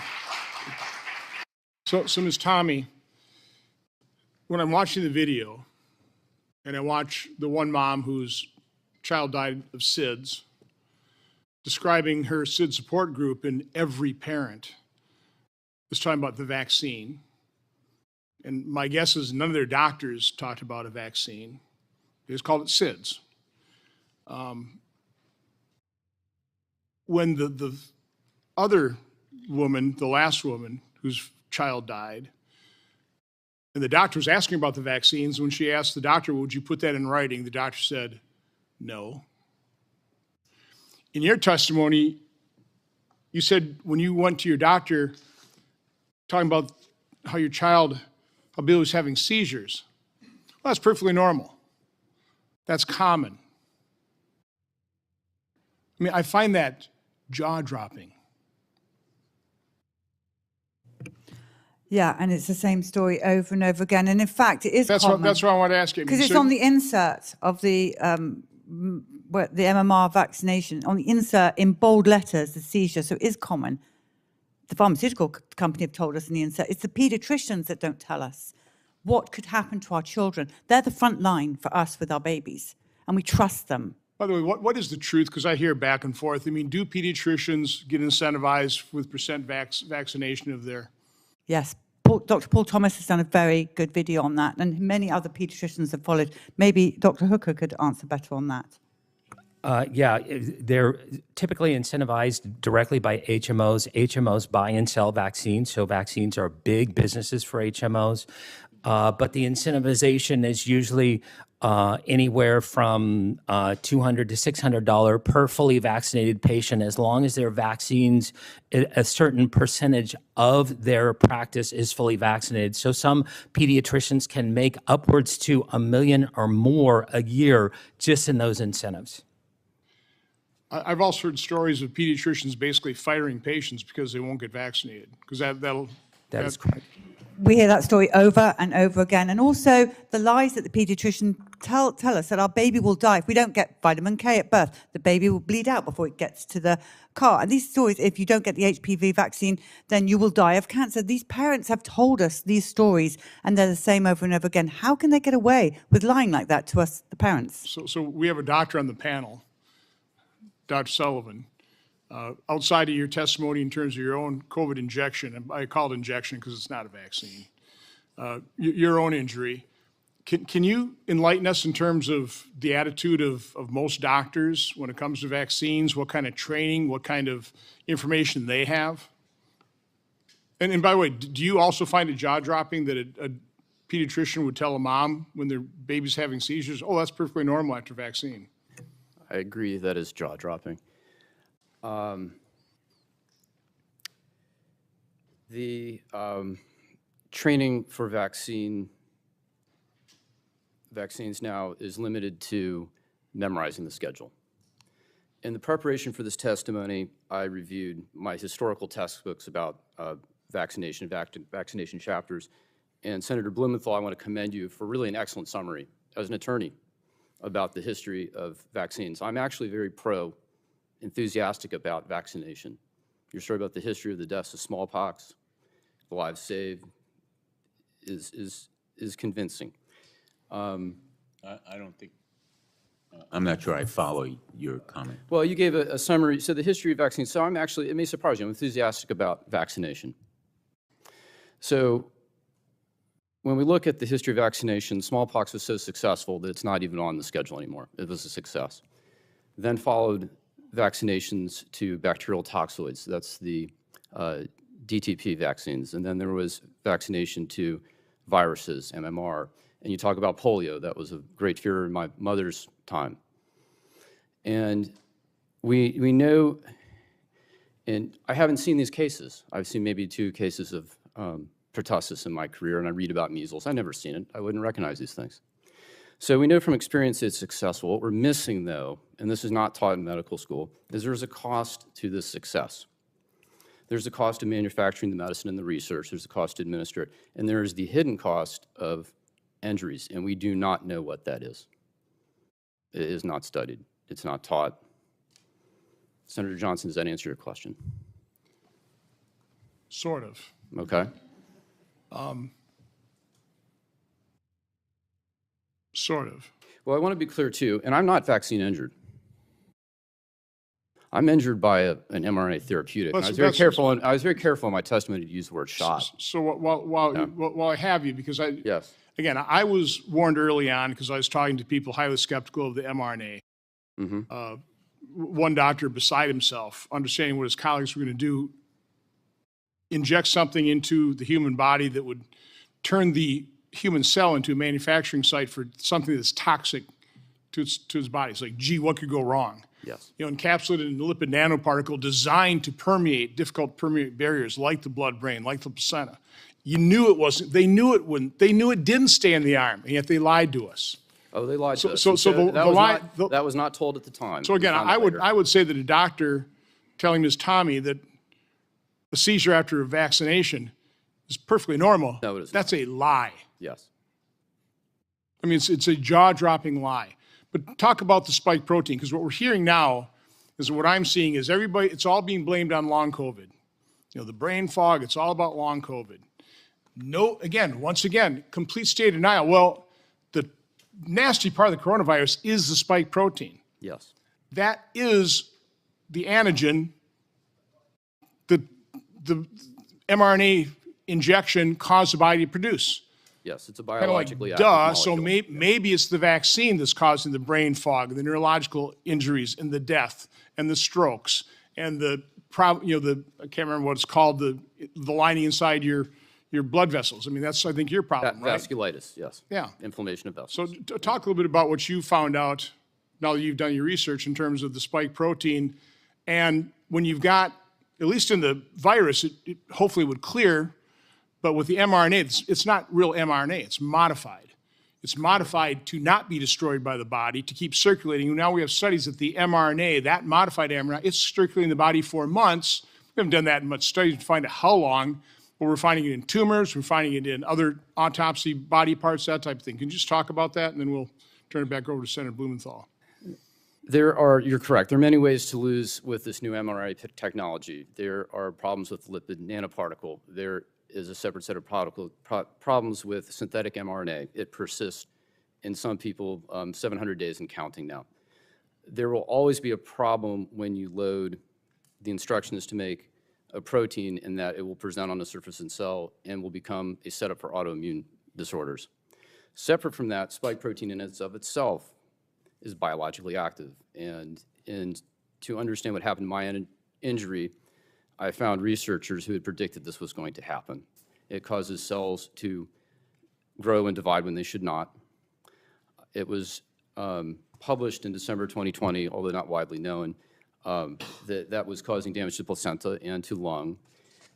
I was probably one of the very few doctors that knew that that shot did not stay in the arm, and I don't even know how I found that information, but I would say that was virtually unknown, and later I found this out to be true.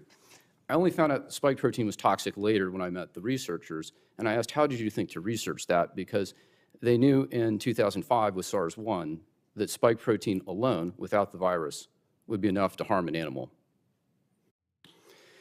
Later, in the research of the original novel bat human coronavirus, this is the 2015 research at UNC with Dr. Ralph Barrick, NIH, and Wuhan Labs. That was the gain of function research, and so they had a SARS virus that became more lethal, more transmissible. They attempted to do a vaccine for that trial. That was a traditional vaccine, not mRNA. They had vaccine-induced harm and lethality in the animals, and in the pathology slides of those animals, this is mice, you can see the same vascular lung damage that we're seeing today with SARS-2. So they knew all of this. They Yes. knew this. Yes. They knew this. Yes. And This yet was they knowable. lied to us. They rolled this out. Billions were made. They called it safe and effective. They mandated it, and they knew this. That is correct, Senator. Senator Blumenthal. Thank you. In closing, I just want to say I appreciate all the witnesses being here today. My opening statement, I think, still stands. Vaccines for smallpox, polio, measles, whooping cough have all saved lives, and they've been proven safe and effective. If you have criticisms of the clinical trials or the studies, I'd be interested in hearing or seeing them, but the people of America should know that the safe and effective standard of the FDA means something, and that the perils of failing to help your children and protect them with these vaccines can be very great. Just in defense of doctors, I don't think I need to defend them, but according to the American Academy of Pediatrics, most doctors lose money on administering vaccines. They do it because they believe it has public health benefits. That's what the American Pediatric Academy says. I hope that we can work together on measures that will prevent misrepresentation in any sort of ads. And the ads that appear for a lot of pharmaceutical drugs, I think encouraging people to use drugs that may not be appropriate for them certainly ought to be scrutinized, and we ought to take action, and I'd be interested in joining the chairman in exploring that issue. And I invite him as well to join me in other kinds of reform measures applied to big pharma. As a senator, I've sponsored at least half a dozen bills to stop pharmaceutical drug companies from putting profits over people, including the Smart Prices Act, to expand Medicare negotiations, the Prescription Drug Relief Act, and Lower Drug Costs for Families Act. I was the first Attorney General to take action against Purdue Pharma, even though that company is headquartered in Stamford, Connecticut. We were the first.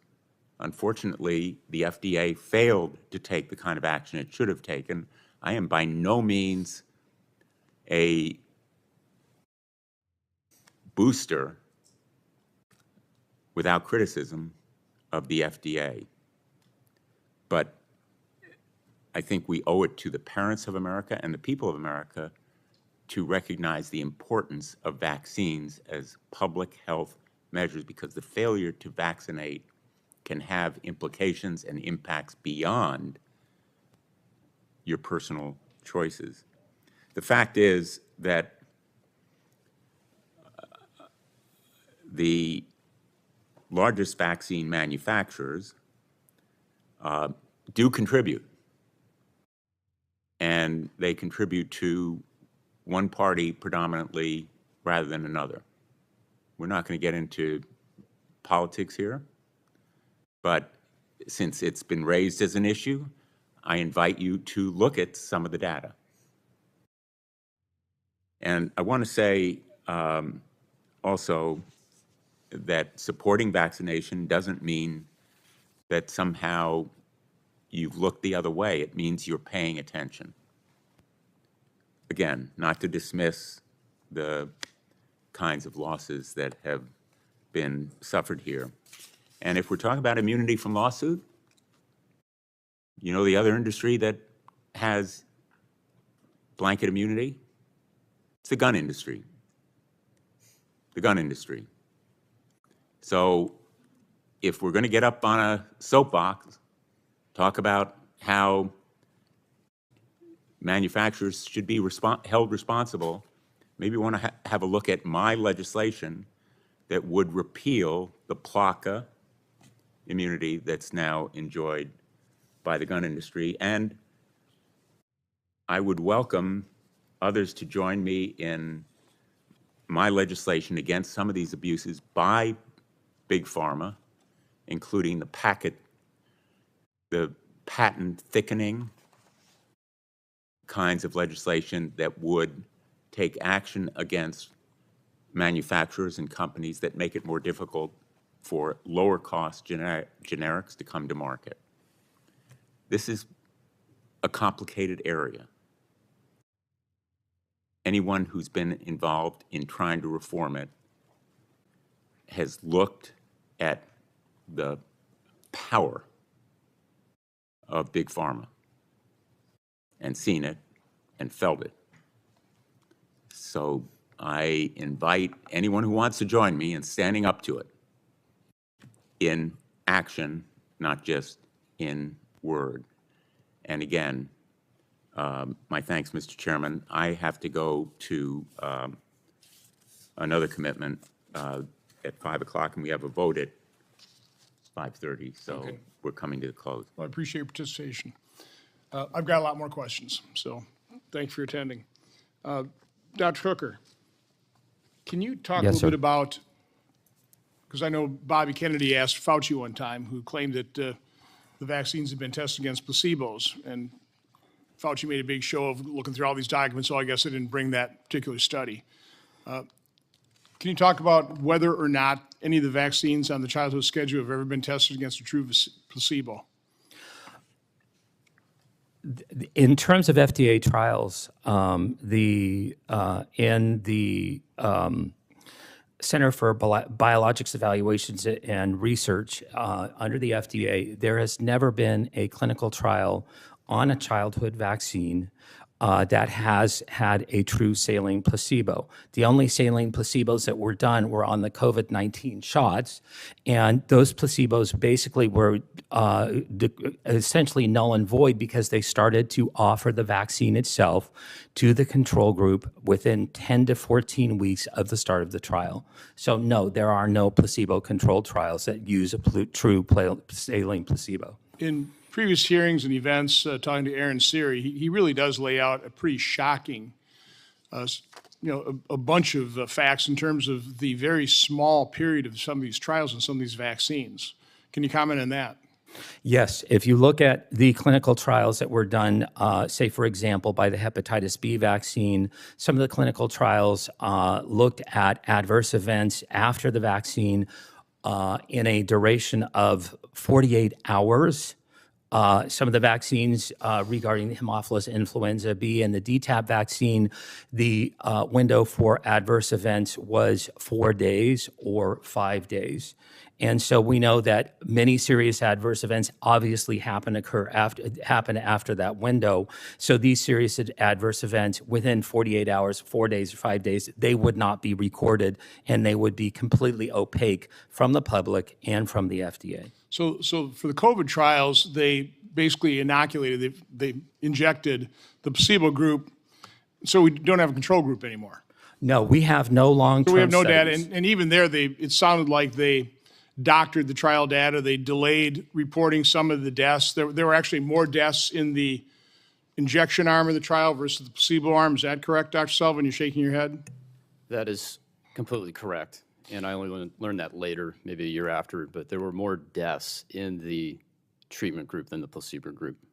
That wasn't exactly publicized in the corporate media. No. I wouldn't call a trial that lasted 48 hours or 4 days an extensive test. Would you, Dr. Hooker? Not at all. The VAERS system, what was it? It was a Harvard study conducted, correct? That showed Yes. what, 1%? I guess they estimated about 1% of all vaccine injuries are actually reported to VAERS. That is correct, about 1%. This was you're referring to a study by Ross Lazarus et al. From the Harvard Pilgrim Medical Group. It was a study actually sponsored by the CDC themselves, and they estimated that about 1% or less of all vaccine adverse events were being captured by VAERS. So what do you estimate the rate of vaccine injury? You've done a lot of studying on this. Absolutely, and I think going back to that same publication, again, it's CDC dollars, and they found that in their study group, they looked at the Harvard Pilgrim HMO over 3 years, and they looked at every individual needle stick, and they found that there were, for every 39 needle sticks, there was one serious adverse event. So that's 1 in 39. It's not 1 in a million. It's not 1 in 2 million. It's 1 in 39 needle sticks. Now, when you factor in the fact that over that 3-year period, many people got more than one vaccine, then the serious adverse event rate per person was 1 in 10. So I would re-recommend the Substack from Toby Rogers titled Mapping the Entire Field of Autism Causation Studies in One Article. It was very eye-opening for me. I know this is the most toxic subject, autism and vaccines. But it's true. I mean, when I was growing up, I'm 70 years old now, I'd never even heard the word autism.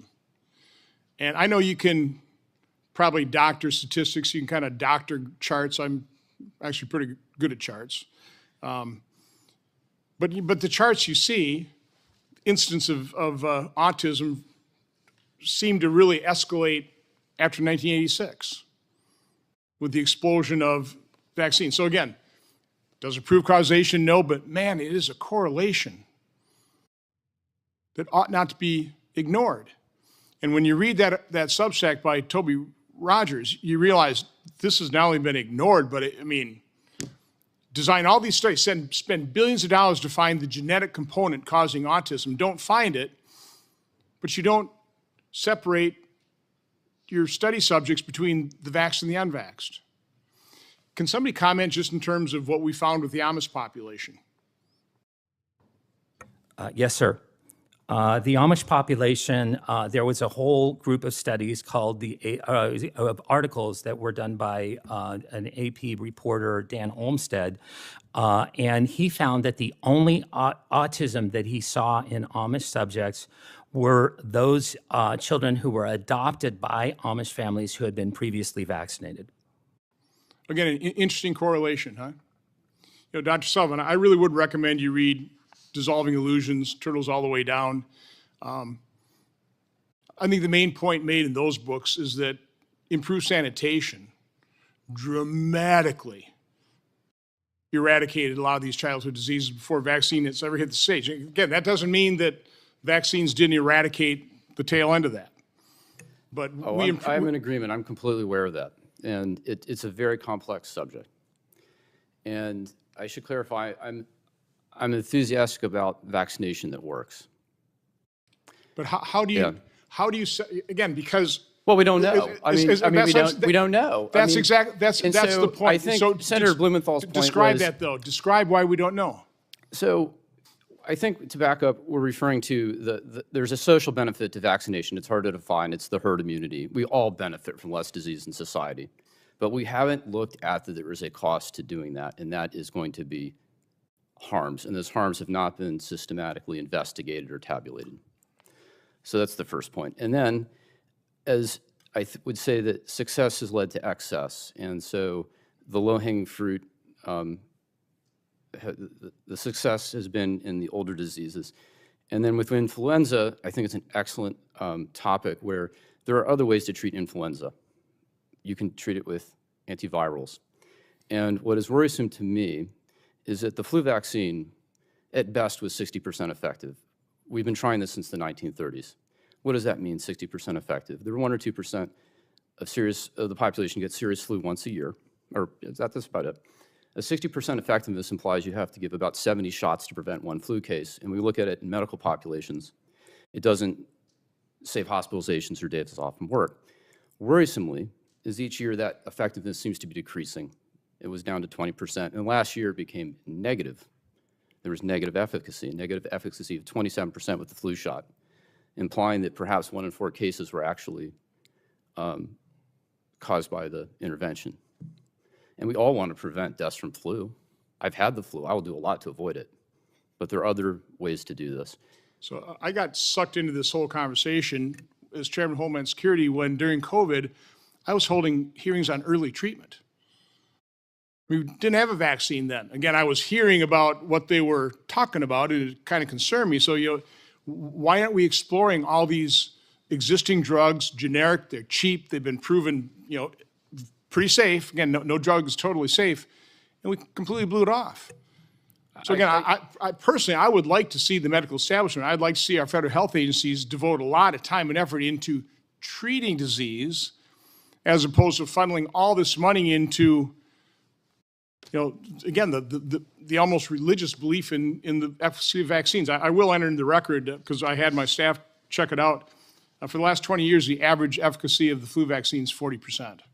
That sounds I didn't see the negative efficacy, but I did that's see. From a Cleveland Clinic last year. That's a study on 50,000 of their employees. That may be a preprint study, but that is worrisome for this coming flu season. I mean, we did see studies that negative efficacy for the COVID injection as well. Yes, again, we did. All that kind of information was, did. Dismissed. What I would like to give all the witnesses an opportunity, just if something you didn't say or something somebody else said that you want to comment, I'm happy to have that. Have you do that. We'll start with Ms. Tarsell, please. Yes, thank you. As a follow-up to a discussion about VAERS and to what you asked me about what I learned after my daughter died, I was stunned that the FDA did not follow up, that there's no real investigation. I was stunned that on the CDC website, they said deaths have been investigated and have been found to due to other causes. When I knew not only my daughter's death, but other deaths had not been investigated or found to be due to other causes. And through a FOIA request, I got all reports about VAERS reports on my daughter's case, Merck, the manufacturer, had filed a report claiming my daughter died from a viral infection. There was no evidence that she had died of a viral infection. I spent a year communicating with Merck. Why did they say that? What's their evidence? They said my doctors told them that. So I went to my doctors. I got letters from the doctors stating that no one, neither they nor anyone on their staff, had ever reported that my daughter died from a viral infection.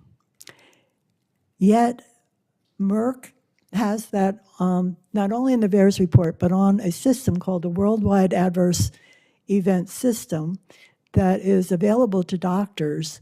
And I guess doctors look at that to get an update on vaccine injuries or concerns. And it's once it's dead there, they never remove it, even if it's inaccurate information. So I think that's another area in terms of what information is available from authorities, what information is available to doctors from the manufacturer, and what information we get from informed consent. Very big areas that need to be investigated. Thank you. Thank you. Mr. Stein. Thank you again, Senator Johnson, for letting me speak. I wanted to thank everybody again who's at this table sharing their experiences. I know it's really tough to do, and I don't want anything that no loss should ever happen, and it's a very sad thing. And I feel for you guys. I feel for everybody at this table who has suffered that. And I just want to make a point about the influenza antivirals. We know that antivirals need to be prescribed very quickly once people are diagnosed with flu, and that oftentimes antivirals are not effective after the first 24 hours that people feel symptoms. So, we have to think about the fact that, yes, we want to be able to treat and make sure everybody is healthy, but we also have to think about the logistics of this as well, in addition to just saying, it's easy to say, well, everybody should be able to get treated and everybody should be fine afterwards, but we have to think about the logistics and the reality that is not all antivirals are going to be super effective, and not all flu treatment and all vaccine preventable disease treatments are going to be 100% effective all the time. I understand. That's why I want to put more effort into researching for treatment. Dr. Hooker. Thank you, Senator Johnson. As a parent of a vaccine-injured child, I've been to D.C. many, many times. I cannot travel with a vaccine-injured son to the extent that obviously it needs to happen. I am competing against a pharmaceutical lobby of 1,600 lobbyists. That's 3 lobbyists for each member of Congress, and millions of dollars that are being exchanged into campaign coffers, into C4s. This is insane. It cannot continue on. And the individuals, I'm so thankful for you. I'm so thankful for being recognized as a parent of a vaccine-injured child who spends anywhere from $25,000 to $50,000 a year out of pocket, unreimbursable medical for having this particular voice. But really, one of the things that has always been very, very difficult and very, very discouraging is coming up against the big pharma lobby, which is almost 3 times bigger than the next biggest competitor. No, you're outgunned. And again, I was actually very pleased to hear Senator Blumenthal with an open mind toward what we need to do with that compensation fund for both normal vaccines as well as the COVID injection fund is a joke. I mean, it's awful. And, absolutely. Okay. Dr. Sullivan. 2 points with VAERS, and I know you like charts. If we were to go to 2019 and I were to show you a chart of the adverse event reports to VAERS, there were about 20,000 reports for all vaccines, including flu vaccines. In 2021, 2022, if I made that chart a foot high so you could see it from there. We had it in the last hearing. Oh, so did yeah. you? Yeah. It would go 50 feet high. I mean, it literally went from 20,000 to over 1 million. The other key point about VAERS, and we've talked about the underreporting factor of at least 40, maybe 100, we don't know for sure. It is reactive, no, it's not proactive, and it absolutely will not catch a novel complication. I cannot state that strongly enough. It will miss any novel complications. We have a novel gene therapy, a novel therapeutic, a novel virus, and we have novel complications. Thank you. Just a quick comment. I think part of the problem it doesn't catch these things is they don't want to find them. Okay? They don't want to know the truth. I mean, that's a real problem. Ms. Tommey. First of all, thank you again for today and listening to us. I just want to reiterate the paediatricians being paid to, or getting bonuses, certainly for vaccinating our children. They are our first line as we go in with our precious babies. And many of these young parents, they look at them for the research. When it says do your own research, that's where they go. So if you want Children's Health Centre to do some more research on that to get you the truth about the bonuses, we really need to look into that. Because that's, again, is what I think is killing a lot of these babies and children, is the paediatricians and their advice, their lies. Well, to me, that's just a huge conflict of interest. Exactly. It just is. Ms. Marotta. Again, thank you for having me here today. And again, I'm very deeply moved by the other stories here, my fellow witnesses. Number one, as a parent, one of my goals since losing my son Joseph is to empower people with information. I'm not here to debate the science. The science is clear. Do these rare events happen? Absolutely. And there are folks here beside me sharing their experiences. And again, do not want to diminish those. But I think we have to really focus on the safety.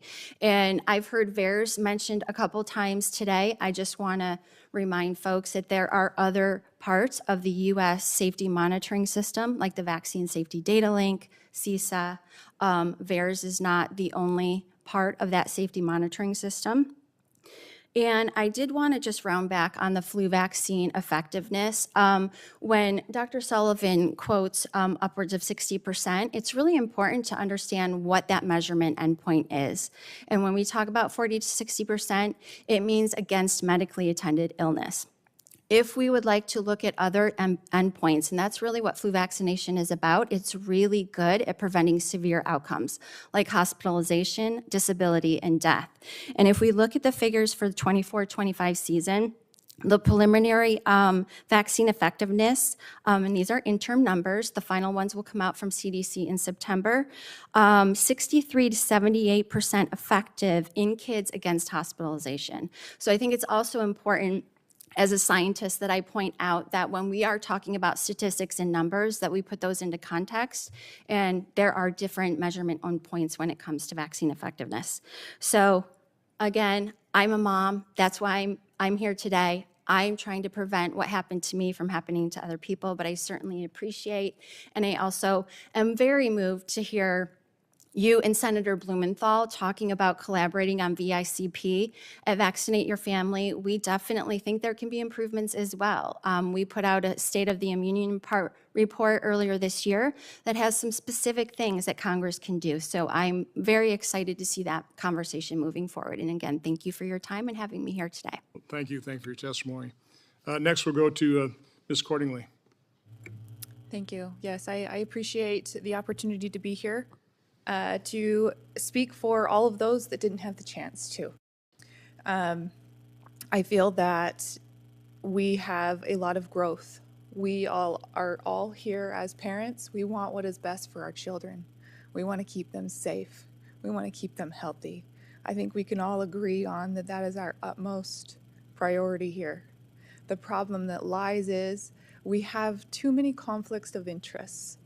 We have the pharmaceutical companies in the medical schools. Their roots are dug deep. And when you have the pharmaceutical companies that are selling the drugs also teaching the doctors what needs to happen, you're having a broken system. You're having these doctors that are coming out of medical school, just like Dr. Sullivan said, where all you learned about vaccines was to memorize the schedule. You didn't learn about how to recognize the illnesses, and that's part of the problem. If we have something that is trying to prevent these illnesses, there's no 100%. These illnesses are still going to be around. Why are these doctors not being taught how to recognize these illnesses and a proper treatment protocol to help prevent any kind of adverse effects from those illnesses? So we may be focusing on vaccinations, but we still have to focus on the diseases and the illnesses at hand, because they will never be completely eliminated. And with that, without that complete elimination, we still have to have the education there. And if we don't have that proper education and proper treatment plan in place, we're going to continue having both sides of where we have children that have passed from the illness. And then if we do not have the proper procedures put in place and we do not have that true saline placebo studies done to show the true safety and effectiveness, then we're going to continue to see our children be damaged and killed by the very thing that we are trying to protect our children in this world for. So thank you for allowing me to come here and to speak for all of the other parents that were not able to be here to speak from decades ago even.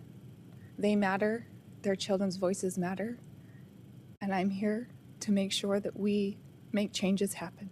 Thank you. Well, again, thank you all for your very important and I would say powerful testimony. On purpose, we sprinkled the witnesses together. We didn't just have 2 on one side and 5 on another. I'm hoping we bridge the gap. These are all true stories. They're all heartbreaking. There are good points made, I think, on all sides. And what we're trying to seek is the truth. We want to know exactly what's happening. We want integrity restored to science. We want our federal health agencies credible. We want doctors, advocating for their patients, first and foremost. So again, there are a lot of issues we discussed. Again, I also am pleased with Senator Blumenthal's willingness to work with me on some solutions. Again, I don't think there are a whole lot of solutions come from the federal government, but there are certain things we do have to do. We're up to our necks in this one, so I think there's an awful lot we can do, but it starts with understanding what the reality is, what the truth is. And again, I think you've really added to the conversation in a very constructive way. I think this was, from my standpoint, a very good hearing. I truly appreciate everybody's attendance. There may be other people with other stories to tell. I think if you're vaccine injured or know somebody who is, I think certainly Children's Health Defense.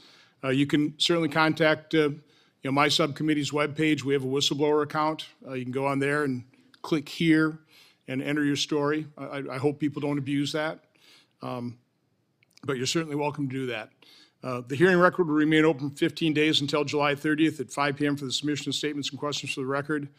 Thank you all. This hearing is adjourned.